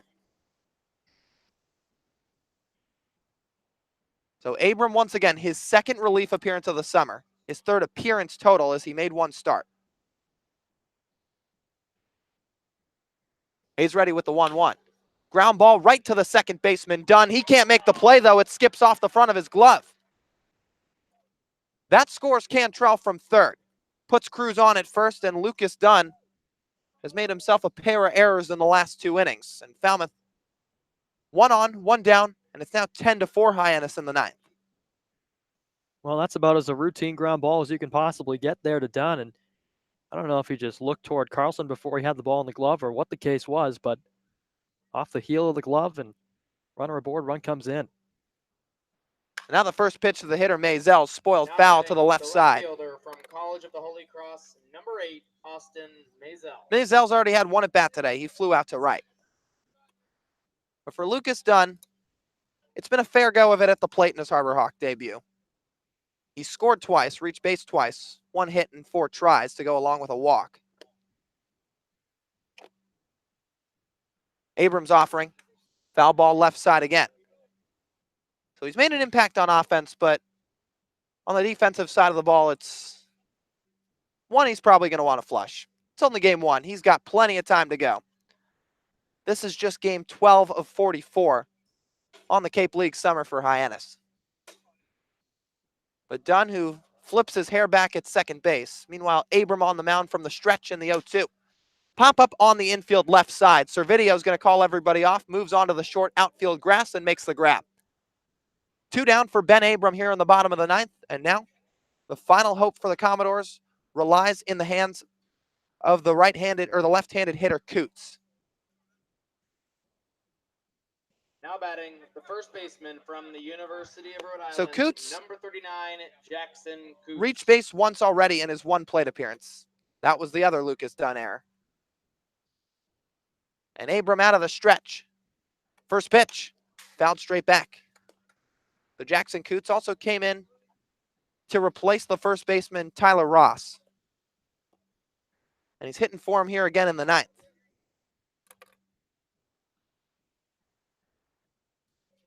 Coots hails from Rhode Island. And he wiggles that bat above his left shoulder. A big bat on the left side of the box. Pitch down low. That's 1-1. So Abrams worked what currently sits at 1 2/3 strong innings so far tonight. And he looks to close it out here with Hyannis sitting at a 6-run advantage. 1-1. Ground ball left side under the glove of Lucas Dunn on the dive, and it gets into right field. Stopping right there is Trey Cruz at second base, and Jackson Coots picks up his first hit of the night to put 2 Falmouth runners aboard. Well, that time would have been a much harder play for Lucas Dunn, having to lay out to try and knock that one down. It was a hard hit ball off the bat of Coots' right side, and puts 2 aboard with 2 down now, and Falmouth not going down quietly. So now the last hope sits in the hands of the catcher, Taylor Smith. He's already homered today. A solo blast that was a no-doubter out to left back in the bottom of the 4th. Bat sits on his right shoulder. Pretty even stance in the box. Abram the stretch in the offering. Swing and a miss at an off-speed pitch. So a lot of defensive and offensive substitutions for Jeff Trundy late in the ballgame. Mazel's already stepped to the plate for the second time. Coots for the second time. Blake Dunn waits on deck if we get there. Abram peeks at the runner at second. 0-1. Swing and a miss. And just like that, Hyannis 1 strike away from win number 2. 2 runners aboard. It's Cruz at second.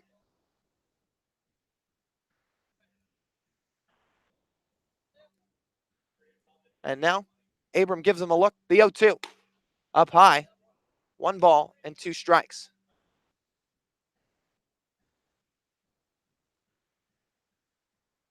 Coots stands at first from Carlson, though. He's just playing back with 2 outs. Abram gets the sign from McDaniel. 1-2 offering. Down in the dirt, skips to his right. The runners are just going to hold there. They're not going to bother risking anything, as Falmouth in a 6-run hole here in the bottom of the 9th. Has a long way to climb. And a team that's down to their last strike as well.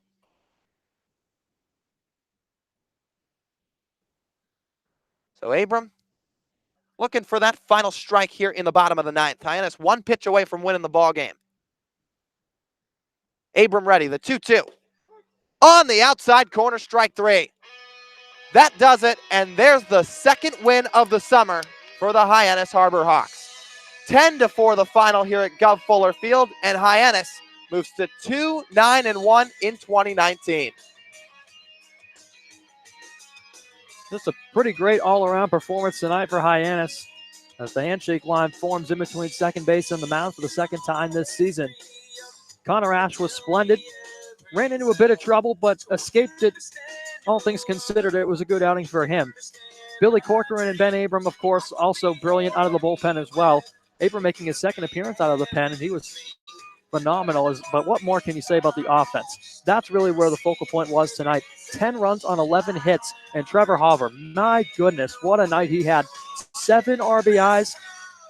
Just unbelievable, and this is what we've been talking about. The consistency with the offense might finally be starting to show, and all it takes in baseball is 1.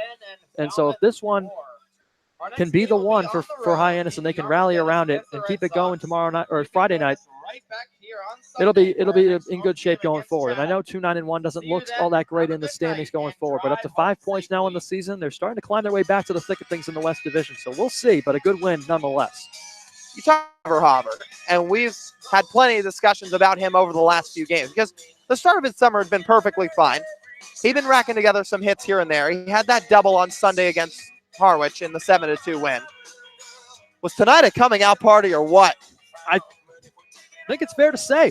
I mean, he reached base 4 out of the 5 times he was at the plate, and of course the grand slam, which propelled Hyannis to the win, put them up 8-3 at the time. But that was absolutely huge because the bullpen did work themselves into a couple of jams, but they were able to escape it. But a close call had that grand slam not occurred. So definitely, you said a coming out party for Trevor Hauber, and that's one way to put it. It absolutely was a splendid night for him. And now you look at what Hyannis has done over the last couple of ball games. You said, of course, 2-9-1 doesn't look that pretty. Here's a way to make it look a little bit more pretty. They've won 2 of their last 3. They have 5 points total with the 2 wins and 1 tie going into tomorrow's game. And that's some momentum. There's no question about it. But unfortunately, Bourne also wins tonight, so the point difference stays the same. Hyannis with 5 points, Bourne with now 10. But Falmouth's going to slide down to 4th place with 9. So they're starting to just little by little inch their way up, and that's what you have to do. You're not going to get it all back at once, but it's just going to take piece after piece, win by win. And you win 2 of the last 3. There's no doubt there's some momentum in that. So they're starting to find the rhythm a little bit. There's no question. Absolutely, and just chip away. Like you said, chip away. You're not going to make it all up in one game. Don't try and be a hero. Don't try and do too much. It's all about just little by little, game by game, at bat by at bat. If you break it down to that standpoint, then just take it one day at a time. You'll be just fine. And tonight was a great start. 11 hits. We mentioned they came in 7th in the league in hits with just 74. They're now up to 85. 8th in RBIs with 31. Trevor Holiver, he contributed 7 of his own. So those rankings are going to start to come around. The points are going to start to come, and the wins will start to roll if this offense keeps going. One final time. 10-4 the final score at Gov Fuller Field in Hyannis. Their first win in Falmouth since July the 24th of 2015. Billy Corcoran picks up the win tonight for Hyannis, his first decision of the summer, moving to 1-0 in 2019. Sam Weatherly out of Clemson takes the loss for the Commodores. And the final line for both of these teams, for the winning Harbor Hawks, 10 runs on 11 hits, 3 errors, and they leave a total of 9 on base. For Falmouth, 4 runs on 6 hits, 3 errors, and leaving 11 on base. 3 hours and 10 minutes, the final time of the game tonight. 5:58 the first pitch time, going all the way to 9:08 p.m. here at the Gov. But Hyannis moves to 2-9-1 in 2019. They've won 2 of their last 3, and they've got 5 points on the board here in this summer of 2019. That'll do it for us tonight. Brendan Howe, Lyle Goldstein here with you. We thank you so much for joining us on what was a beautiful night for baseball here in Falmouth, Massachusetts. And we ask you to join us tomorrow. We ask you to join us tomorrow as Hyannis is absolutely rolling. 2 of the last 3, and they've got some momentum going. That's all for us tonight, but thank you so much for tuning in. 10-4 the final score here one more time, and we'll talk to you tomorrow.